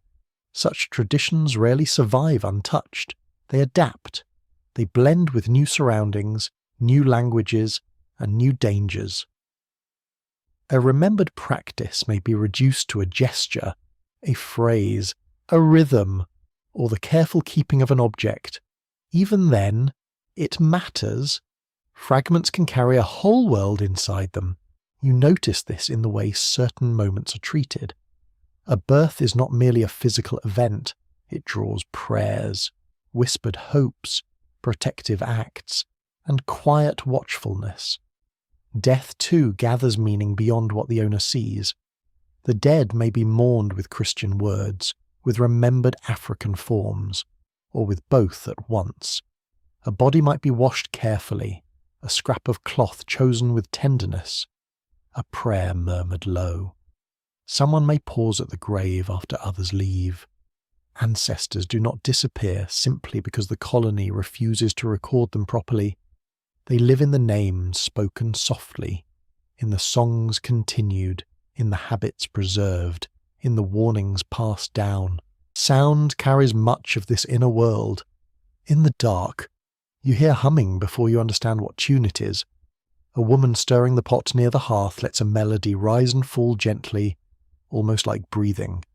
A child joins for a line, then loses confidence and laughs. Later, a man working alone by the shed repeats a phrase under his breath, half prayer and half rhythm. These sounds may not be formal hymns or ceremonious chants.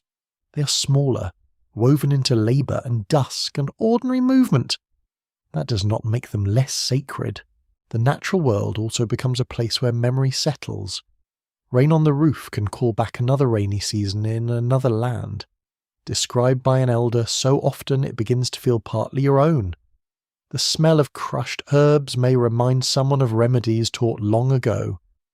The feel of warm river mud between the toes can bring an odd comfort, because water has always meant more than one thing. It can cleanse, it can carry, it can divide, it can hide. In many African traditions, water held spiritual significance, and in the Americas that feeling often persisted, reshaped by new geography and circumstance. A riverbank at dusk may become more than a practical place. It may feel watched by memory. Healing sits at the meeting point of faith, skill, and endurance. Enslaved healers, often women, but not only women, carry stores of practical knowledge that owners may use without fully respecting. Leaves are steeped for fever, roots pounded for pain, poultices for swelling, smoke and steam for breathing. The work of healing is sensory and immediate, bitter taste on the tongue, damp cloth on hot skin, the sharp green smell of crushed plants, the sight of a child finally sleeping after hours of crying. To treat illness in such a world is more than medicine. It is an act of protection against a system that wears bodies down and often provides little care when they fail. Historians still argue over how much specific African religious practice can be traced clearly in the mainland colonies this early, because the evidence is scattered and often filtered through hostile or careless observers. What survives in the record is incomplete. What survived in life was surely richer. You can feel the outlines even where the details blur. People held on to meanings that white authorities neither fully understood nor fully controlled. Secrecy becomes part of spiritual life for that reason. A ritual cannot always be named openly. A protective charm cannot always be displayed. A prayer may need to sound harmless to the wrong listener. An elder may teach a younger person carefully, choosing time and place with caution. The cabin after dark, with the fire low and the room full of familiar breathing, becomes a kind of sanctuary, not safe in any complete sense, safe enough for certain truths. Objects can matter intensely. A bead saved from long ago, a shell tucked into cloth, a smooth stone kept in the corner of a chest, a bit of iron hung where only trusted eyes notice it. To an outsider, these may look like scraps. To the person keeping them, they may carry protection, memory, kinship, or sacred force. The colonial world loves paper records and stamped seals. Black spiritual life often works through portable things, gestures, and spoken remembrance instead. Children learn through watching. They see which words are said before a meal and which are said after bad news. They notice that an elder touches the doorway a certain way before leaving. They watch how the dead are spoken of, how dreams are interpreted, how storms are discussed, how strange luck is received with caution. Instruction may be direct at times, but much of it comes quietly through repeated acts. A child learns that some knowledge belongs to daylight and some belongs to evening. Some songs are for work, some are for grief, some are for when the room is still and no one untrusted is near. Christian gatherings themselves can become unpredictable spaces. A minister may preach obedience, humility, and the duties of servants, hoping to smooth the rough edges of plantation life with holy language. Yet once the words of Scripture enter a listener's mind, they cannot be fully controlled. The same Bible that contains commands about servants also contains exodus, judgment, mercy, and the stubborn dignity of souls before God. Enslaved listeners hear what they hear. A line about deliverance can glow secretly for years. White authority may own the sermon. It does not own the meaning people make from it.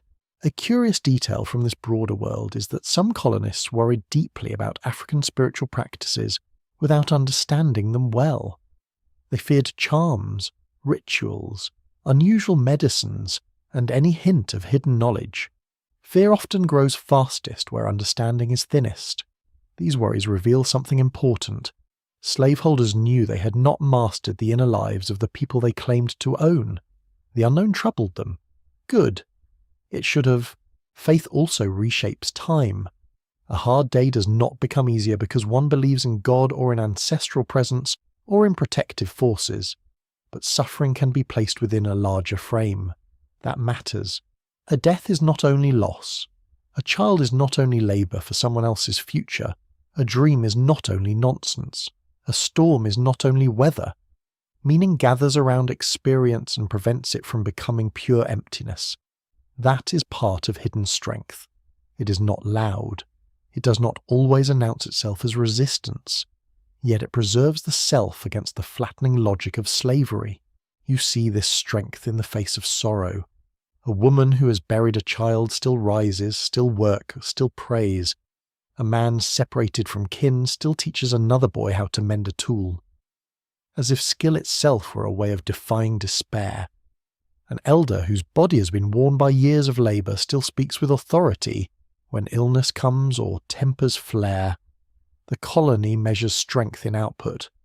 Black communities often measure it in endurance, wisdom, steadiness. and the ability to hold others together when things threaten to come apart. At evening, after the last tasks have loosened their grip, the atmosphere changes. Firelight shakes gently on the wall. The air smells of ash, stewed greens, cornmeal, and damp clothes drying near the hearth. Someone begins a prayer, and others bow their heads. The words may be Christian. The feeling may be broader than any single tradition. A pause follows. Then someone adds a memory of the dead, or a wish for a child, or a plea for safety during the night. The room grows very still. Even children sense when silence has weight. Then life returns in ordinary form.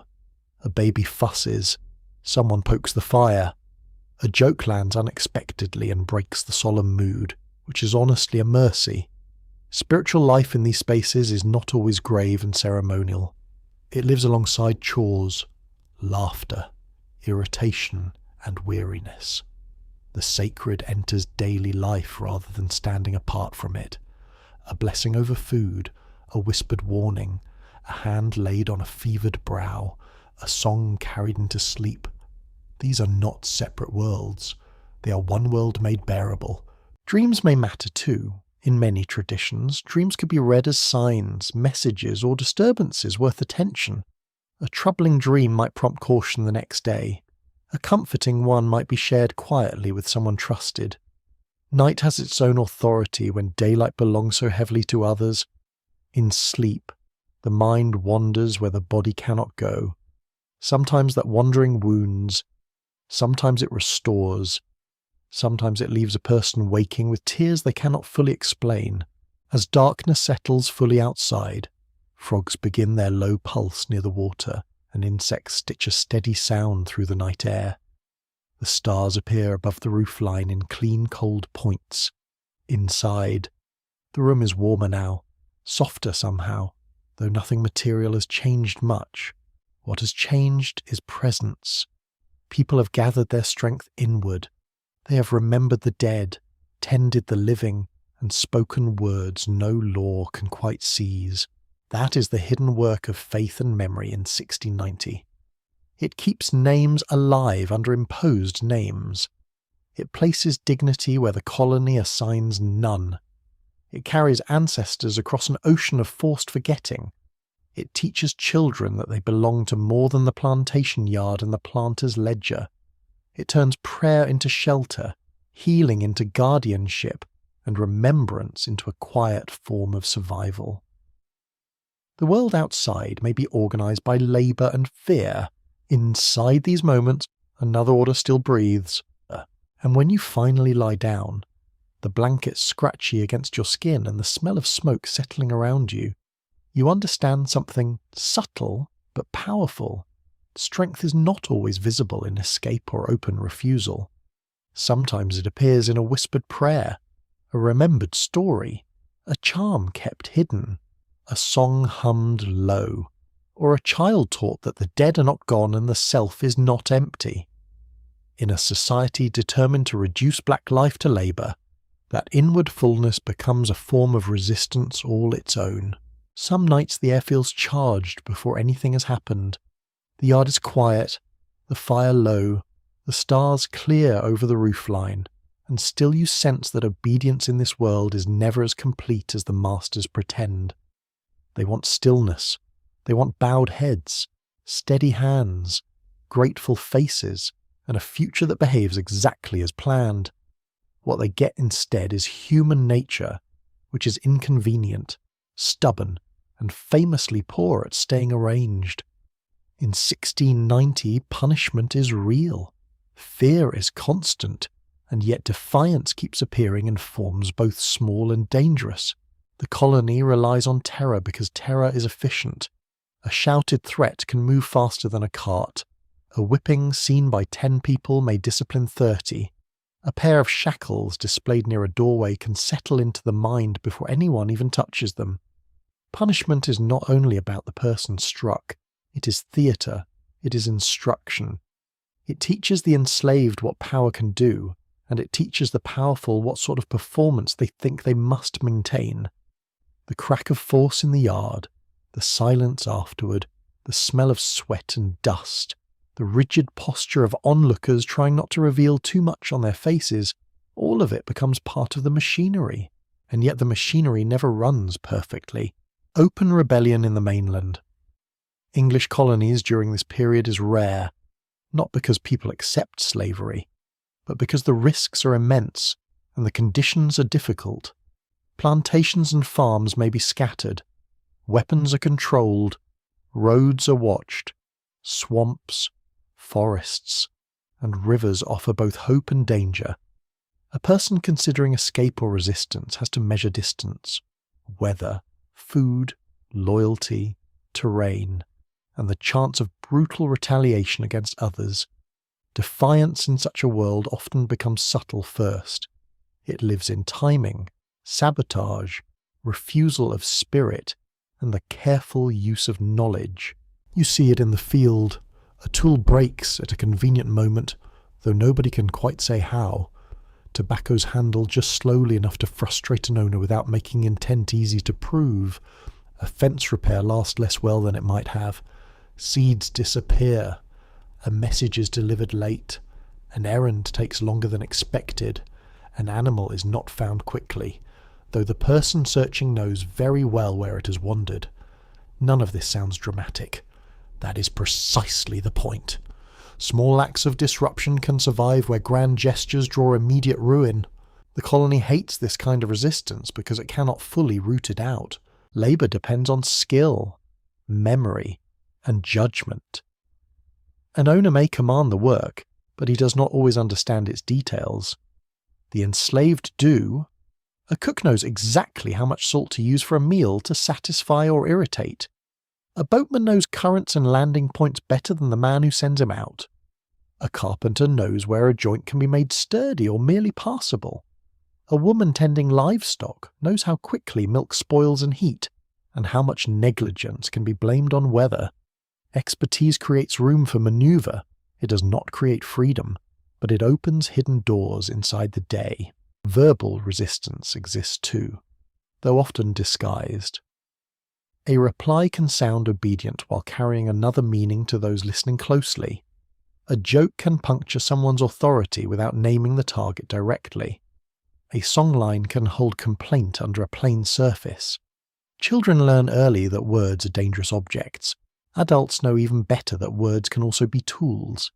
A sharp tongue has to be used with care, but gentle sarcasm survives remarkably well in oppressed communities. Apparently, the human spirit, when cornered, still insists on noticing absurdity. Running away remains the most obvious rejection of slavery, and it haunts the minds of masters constantly. A road vanishing into trees, a canoe slipping into darkness, tracks lost in mud after rain. These images trouble every owner who relies on force but cannot watch every path at once. Escape is difficult. The landscape can swallow a person with hunger, cold, insects, injury, or simple confusion. Dogs may be used. Neighbours may report suspicious movement. Native peoples, free black communities, sailors, indentured servants, and poor whites may each represent either risk or opportunity depending on circumstance and place. Nothing about flight is simple. Still, people do run. Some leave for a day or two to visit kin, seek food, or assert a small sphere of control, then return before the punishment grows too severe. Others attempt longer absences, heading toward towns, ports, borderlands, maroon spaces, or communities where the colony's grip weakens. A man may hide in swampland, living on fish and what he can gather. A woman may slip away under cover of an errand and try to reach family on another property. A young person may simply keep walking after being sent down a road, gambling everything on the chance that unfamiliar distance is better than familiar bondage.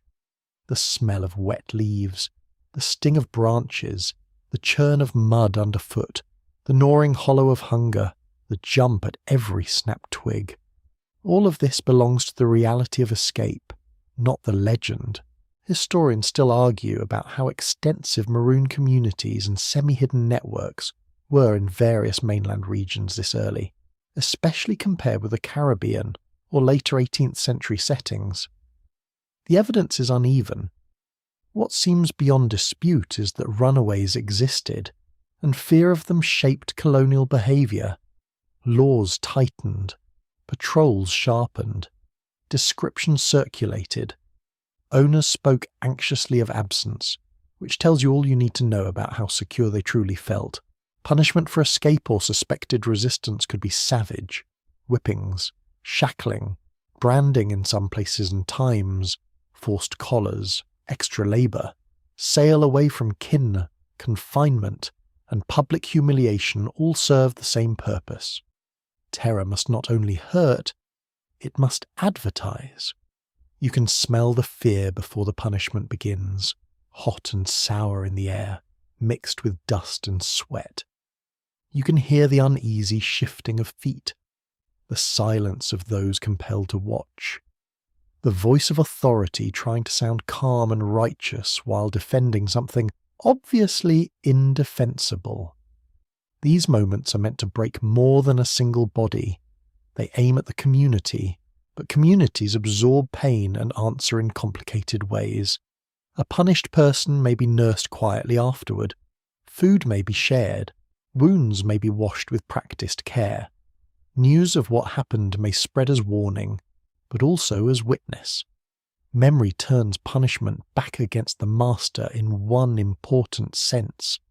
The event is not only a display of his power, it becomes a record of his cruelty. People remember. They tell it later.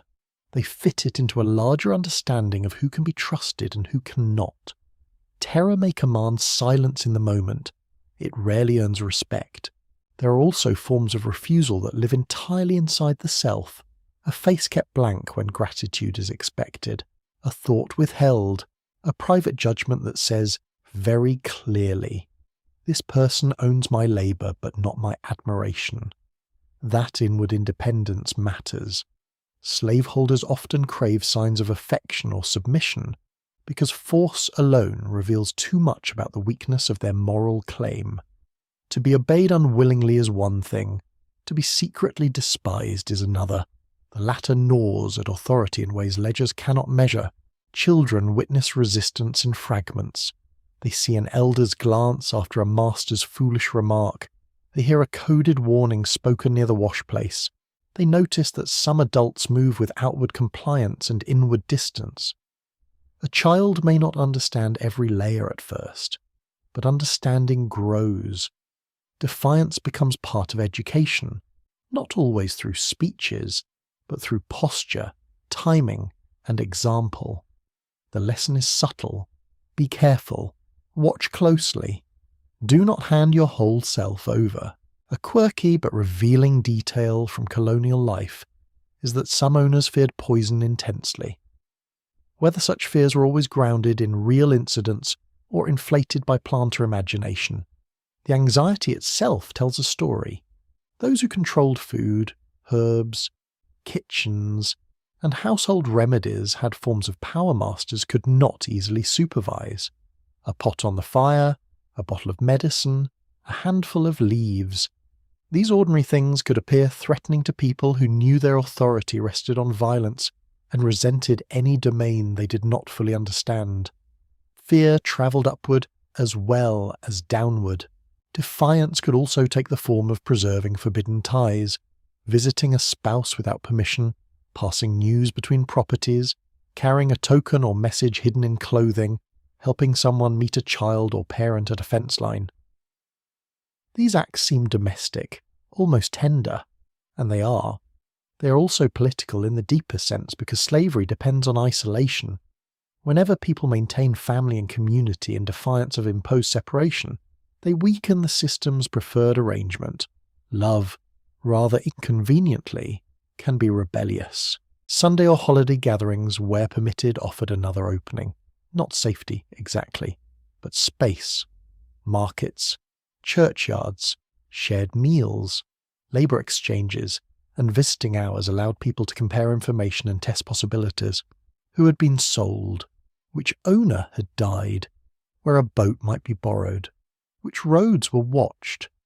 Whether someone in town might offer aid? Information is the bloodstream of resistance. Without it, people remain trapped in the narrow geography masters assign them. With it, the world becomes slightly wider. Some acts of resistance were less strategic and more immediate. Striking back in a burst of anger, refusing a command, breaking into tears when silence was expected, protecting a child from rough treatment. These actions could bring terrible consequences, but they remind you that resistance is not always calculated coolly. Sometimes it erupts from exhaustion, grief, fear, or love. An enslaved person was expected to absorb endless insult and danger without visible human response. That expectation was impossible. Emotion itself could become defiance. The atmosphere around suspected rebellion is always tense. White colonists talk more sharply, doors are checked, horses kept ready, weapons cleaned, rumours multiply, a missing tool becomes sinister, a gathering of black people becomes suspicious. A whisper becomes a plot in some planter's imagination. The very possibility of resistance exposes a truth masters would rather hide. They know the system is hated by those forced to live under it. Otherwise, why fear so much? In the evening, after a day when tempers ran high or punishment was threatened, the quarters or cabin space often feels especially charged. Voices stay low. Firelight throws uneasy shadows. The smell of herbs used on bruised skin may drift through the room, bitter and green. Someone tears cloth for bandages. Someone else sits in silence, jaw tight, while a child leans against their knee. Outside, the frogs go on singing as if nothing in the human world has changed. Nature can be rude that way. And still, beneath fear, resolve remains. Not always fierce, not always dramatic. Sometimes it is merely persistent. A person rises the next morning despite pain. Another carries a message. Another refuses to reveal a friend's plan. Another keeps alive the memory of who was punished and why. Another teaches a child which paths through. The woods hold water after rain. Defiance accumulates, just as the law did, piece by piece, a hidden practice, a slowed task, a nighttime journey, a mind that refuses to call injustice normal. That is what punishment could never quite extinguish in 1690. Terror could wound the body, separate families, and narrow choices until life felt hemmed in from every side. Yet Black Americans still resisted through sabotage, flight, mutual aid, coded speech, withheld loyalty, and the simple, dangerous insistence that they were more than labouring property. The colony relied on fear because it had to. Beneath that fear lived a constant counterforce, sometimes quiet, sometimes daring, always human. And when the night grows deep enough that only embers glow and the dark beyond the doorway turns almost blue, you can feel the truth of it in your bones. Power loves to present itself as permanent. Resistance answers by surviving another day. Morning in 1690 often begins with another life already depending on you. Before the light has properly filled the yard, before the kettle has boiled, before the first order has crossed the air, a child is awake. A baby roots for milk. A toddler whimpers from cold feet on a rough floor. An older girl is already trying to hush the younger ones while rubbing sleep from her own eyes. The room smells of ash, warm breath, damp cloth, and the faint sour sweetness of yesterday's porridge pot. In this world, slavery does not wait for adulthood. It reaches into infancy, into motherhood, into the ordinary tenderness of family life, and tries to turn all of it into property. For black women especially, the cruelty of early American slavery takes on a terrible double shape. You're expected to labour, and you're expected to reproduce labour. A woman is not only judged for the work of her own hands, but also valued for the children she may bear. By 1690, colonial law in places like Virginia and Maryland has made the status of the child follow the status of the mother. This single development changes everything. It means a baby's future is legally claimed at birth if the mother is enslaved. No need for argument. No need for a father's acknowledgement. The law settles the question with chilling efficiency. It is hard to overstate what this does to the emotional world of a mother. You hold a newborn and feel the softness of the cheek against your arm, the tiny hand closing around one finger, the warm weight tucked against your chest. The baby smells of milk, skin, and sleep. Any mother might look at such a child and imagine hope, strength, curiosity, laughter, maybe a better future.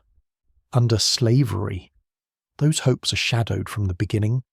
A child may be loved completely and still belong, in the eyes of the colony, to someone else. That knowledge enters the cradle before the child even understands the world. Motherhood under slavery is therefore full of contradiction. There is joy, there is attachment, there is fierce pride, there is also dread. A woman must feed, soothe, protect, and guide a child while knowing she cannot guarantee the simplest securities. She may not control whether family sleeps next year. She may not prevent sale.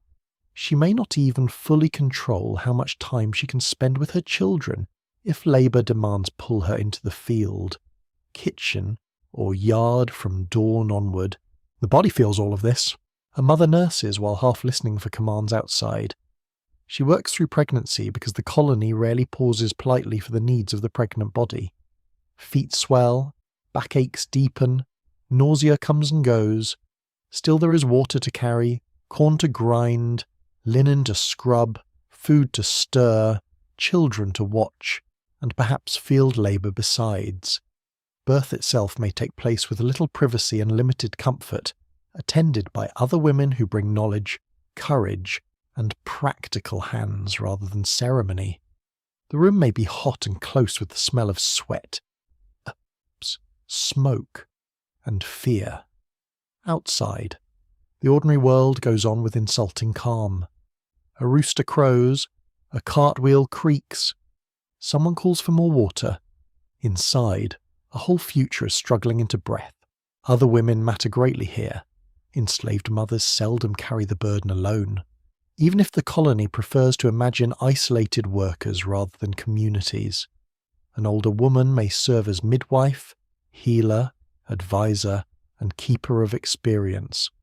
Younger women may fetch cloths, warm water, or broth. Girls too young to be mothers themselves watch carefully and begin learning what care requires. Childbirth, nursing, and recovery often become shared concerns, not because life is gentle, but because it is hard enough to require collective skill. These female networks stretch beyond birth. A woman going to the field may leave her infant with an elder, or a girl old enough to rock, feed, and watch. A child who loses a mother may still be folded into the care of other women who feed and guide her. Someone teaches braiding. Someone teaches how to wrap a baby snugly. Someone knows which leaves ease, teething pain, and which songs calm a fretful child. Slavery tries to reduce women to labouring bodies, but black women keep building systems of care inside the cracks. Children grow inside those cracks. A baby becomes a toddler, then a useful small body in colonial eyes. That shift can happen with alarming speed. At first, adults may shield the youngest with whatever softness they can spare. But by the time a child can carry, fetch, watch, sort, or scare birds from the garden, the colony starts assigning value. A little boy is sent with messages, then with tools, then with heavier tasks. A little girl tends younger children, strips herbs from stems, shells peas, carries scraps to the pigs, sweeps corners, and learns that praise often follows usefulness. Childhood does not vanish completely, but it narrows. The cruel genius of hereditary slavery lies partly in this early training. The system does not need to seize a grown stranger every time it wants labour. It raises children inside expectation. They learn work before they understand its injustice fully. They learn tone, posture, obedience, danger, and the geography of the property almost as early as they learn speech. A child may know which floorboards creak, which dog bites, which mistress pinches, Which path leads to the spring, and which adult can be trusted in distress? Such knowledge is impressive. It should never have been necessary. Fathers remain important, though slavery often tries to weaken their role. A father may not have legal claim over his own children. He may belong to another owner, live on another property, or be subject to sale at any time. Yet fatherhood persists in action. A man lifts a child onto his shoulders after dark. He teaches a boy how to hold a knife safely while cutting twine. He warns a daughter how to read the mood in a white person's face before words turn dangerous. He makes toys from wood scraps. He shares food from his own portion. He jokes. He comforts. He claims kinship even when the law refuses to do so. The law's refusal does not make the bond less real. It only makes it more vulnerable. Children sense vulnerability early. They understand absence long before they grasp probate law or estate settlement. A father stops coming. A mother weeps after a conversation outside. A baby is hushed while adults speak in low, urgent voices. A person is gone from the sleeping room and does not return. These moments teach children that family life under slavery can change suddenly, without any fault of their own.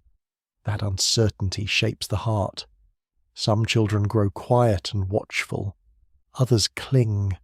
Others learn to hide emotion. Many do all three at different times. Historians still argue about how much demographic growth among enslaved black populations in the mainland colonies by the late 17th century came from natural increase versus continued forced importation, because regional patterns varied and records are incomplete. What is clear is that by 1690, the birth of enslaved children mattered more and more to colonial slaveholders. A child was not merely another mouth to feed. In their eyes, a child was future labour, future wealth, future inheritance. It is difficult to imagine a colder welcome into the world, and yet children are not only what the colony thinks they are. They are lively, stubborn, curious, fearful, noisy, affectionate, and sometimes gloriously unreasonable. A child cries because a wooden spoon was taken away. A little girl insists on carrying a bundle larger than sense recommends. A boy follows a chicken for 20 determined minutes as if this pursuit contains the secret of life itself. Children ask questions adults cannot always answer. Why must we go there? Why can he say that? Why is she crying? Why can we not visit tonight? Their very presence keeps ordinary human feeling alive in spaces designed for production. Mothers often use stories to shape that feeling. A child at bedtime may hear an animal tale where the small, clever creature outwits the strong, foolish one. Such stories entertain, but they also teach. Strength is not everything. Cunning matters. Listening matters. Patience matters. In communities under pressure, folktales can carry emotional instruction without sounding like a lecture. A trickster rabbit, a sly spider, a boastful animal fooled by someone smaller. All of these fit easily into a child's imagination while offering a coded education in survival. There is also the question of beauty. Even in a system this cruel, mothers and caretakers still adorn children when they can. Hair is braided with care. A scrap of brighter fabric is tied at the shoulder. A face is washed before sleep. A tiny cap is mended. A shell or bead may be saved for a child. These gestures matter because slavery constantly threatens to make the body only functional. Careful dressing and grooming answer that threat by saying this child is precious, not just useful. Girls and boys experience the system differently as they grow. Girls often bear early domestic responsibilities and may be pulled into patterns of adult female labour quickly. Boys may be pushed toward heavier outdoor tasks. Both learn fear. Both learn usefulness. Both are vulnerable to punishment. Both depend on adult protection that can never be complete. A girl carrying a baby on one hip while stirring a pot with the other hand may already look older than she is. A boy trying to copy the men's work with a too serious face may already be rehearsing the loss of childhood. One especially bitter reality is that children themselves can become objects of sale, inheritance, or gift. Estate inventories may list them beside adults, with almost no comment. Ages might be approximate. Personalities do not matter. Attachments do not matter. A toddler may appear in writing as a fraction of value rather than a whole human being. The neatness of the record is part of its horror. The child who laughs, sulks, asks for one more story, and falls asleep with a thumb curled near the mouth becomes a line of ink in another man's calculation. Women live with the knowledge of that possibility every day. That knowledge shapes discipline inside the family as well. Mothers and grandmothers often teach children careful behaviour, not because they believe obedience is morally superior, but because danger is real. Do not stare too long, answer plainly, move quickly when called, stay near the older children, do not wander toward the road. Such instructions may sound strict, but they are forms of protection. A child is being trained not only for labour, but for survival in a violent social order. Love sometimes speaks in warnings sharper than comfort. A quirky but revealing detail from colonial life is how often children learned practical skills through imitation rather than formal instruction. A girl might tie a head wrap on a rag doll the way she had seen an aunt do it. A boy might shape a tiny hoe from scrap wood and mirror adult movements in the dust. These acts are poignant because they show how deeply the labour world surrounds the child, yet they also show creativity.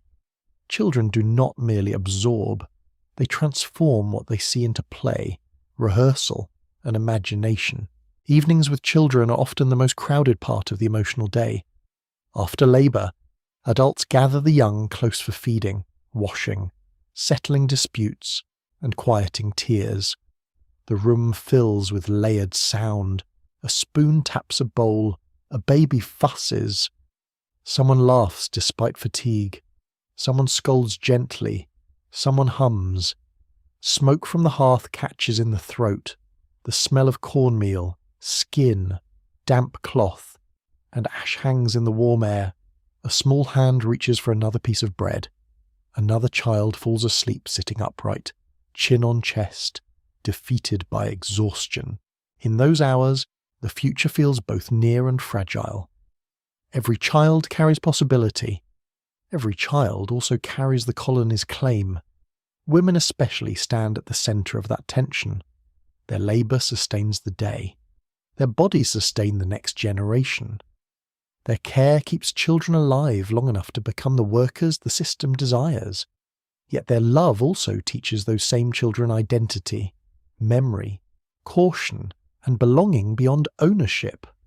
That is the contradiction slavery cannot fully solve. It wants birth to produce property. Black families keep making persons. By night, when the last child is finally asleep and the adults can lower their voices, the room grows still enough for heavier thoughts. A mother may look at the rise and fall of a child's breathing and feel pride mixed with fear so tightly that the two can barely be separated. An elder may whisper a prayer over the young. A father may count in his mind each child and where they lie. Outside, the insects sing, the stars look remote and indifferent. Inside, tenderness remains stubbornly alive. That is what life was really like for women, children, and inherited bondage in 1690. Slavery did not begin at the field gate. It began in the cradle, in the law that named a child's status through the mother, in the labour demanded from pregnant women, in the hurried nursing before sunrise, in the early training of useful hands, and in the constant fear of family separation. Yet inside that cruel design, black mothers, fathers, elders, and children continued making family with astonishing determination. They fed, taught, warned, groomed, entertained, protected, and loved one another in a world determined to turn blood ties into market value. The market never fully won that battle. Not in the heart, not in the sleeping room, not in the stories told to children before the embers dimmed. You stand in 1690 inside a world that is still pretending to invent itself. The colonies speak grandly about land, trade, order, and opportunity. as if they are building something fresh beneath a wide Atlantic sky. Yet when you look closely, the foundations are already set in something far older and darker. Black Americans are not standing at the edge of slavery as a passing condition. They are living inside the early construction of a system that intends to last. You can feel that permanence in the fields, in the law, in the household, in the churchyard, in the cradle, and in the market where human lives are counted with such tidy confidence. The day begins with ordinary sounds, a pail at the well, a low voice in the yard, wind passing over the river. But by now you understand that ordinary life in these colonies depends on extraordinary theft. Tobacco wealth grows because hands are forced. Houses rise because labour is claimed. Children are counted as future property. Movement is restricted. Family bonds are made fragile, and faith itself is bent to serve ownership. None of this is accidental. The colony is learning how to turn violence into routine. Routine is what makes it dangerous. A great cruelty announced loudly can alarm the conscience. At least for a moment. A cruelty repeated daily, however, begins to dress itself as custom. That is what is happening here. The smell of curing tobacco, the scrape of a hoe, the rustle of ledger pages, the calling of children back to work, the hush around punishment, the bargaining over estates, the casual confidence of men who think ownership proves worth. All of it is settling into habit, and habit, once formed, is stubborn. This is the true weight of 1,690. The system is still young enough to look unfinished, yet mature enough to shape every corner of life. Black Americans face not only hard labour and immediate suffering, but the terrible knowledge that the colony is arranging tomorrow as carefully as today. Law supports it, profit feeds it, race justifies it, birth renews it. The future is being trained into place, and still, even here, the human spirit refuses simplification. Black life is not erased by oppression, only burdened by it. People keep making meaning under pressure. They build families where law offers none. They preserve names in whispers. They carry memory in songs, prayers, hair, herbs, gestures, and stories. They nurse the sick, teach children caution and dignity, resist through sabotage and survival, laugh at vanity, and withhold the inward surrender slavery most desires. The system grows stronger, yes. So does the will to remain a people within it. That is why this year matters so much. In 1690, you're watching the early American slave society settle its weight into the soil. The customs are hardening, the categories are narrowing, the claims of ownership are becoming hereditary, racial, legal, and ordinary in the eyes of the powerful. But beneath that heavy structure, another truth continues breathing. Those forced into bondage are not passive material in someone else's history. They are thinkers, workers, parents, healers, believers, mourners, lovers, and resistors whose inner lives remain far larger than the system built to contain them.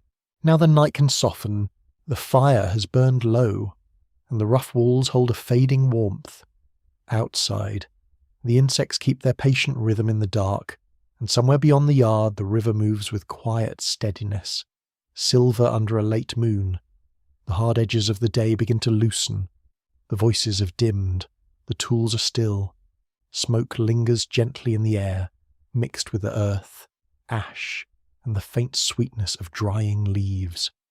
You let the scene grow wider and quieter, until the fields are only shapes, the houses only shadows, and the worries of human power seem smaller beneath the stars. One by one, the sounds drift farther away. Breathing slows, thoughts uncoil. The long history settles into silence, not gone, but resting now, held at a distance soft enough for sleep. You leave the colony in darkness, under a calm sky, where even sorrow grows quiet for a little while, and the night carries everything gently out of view.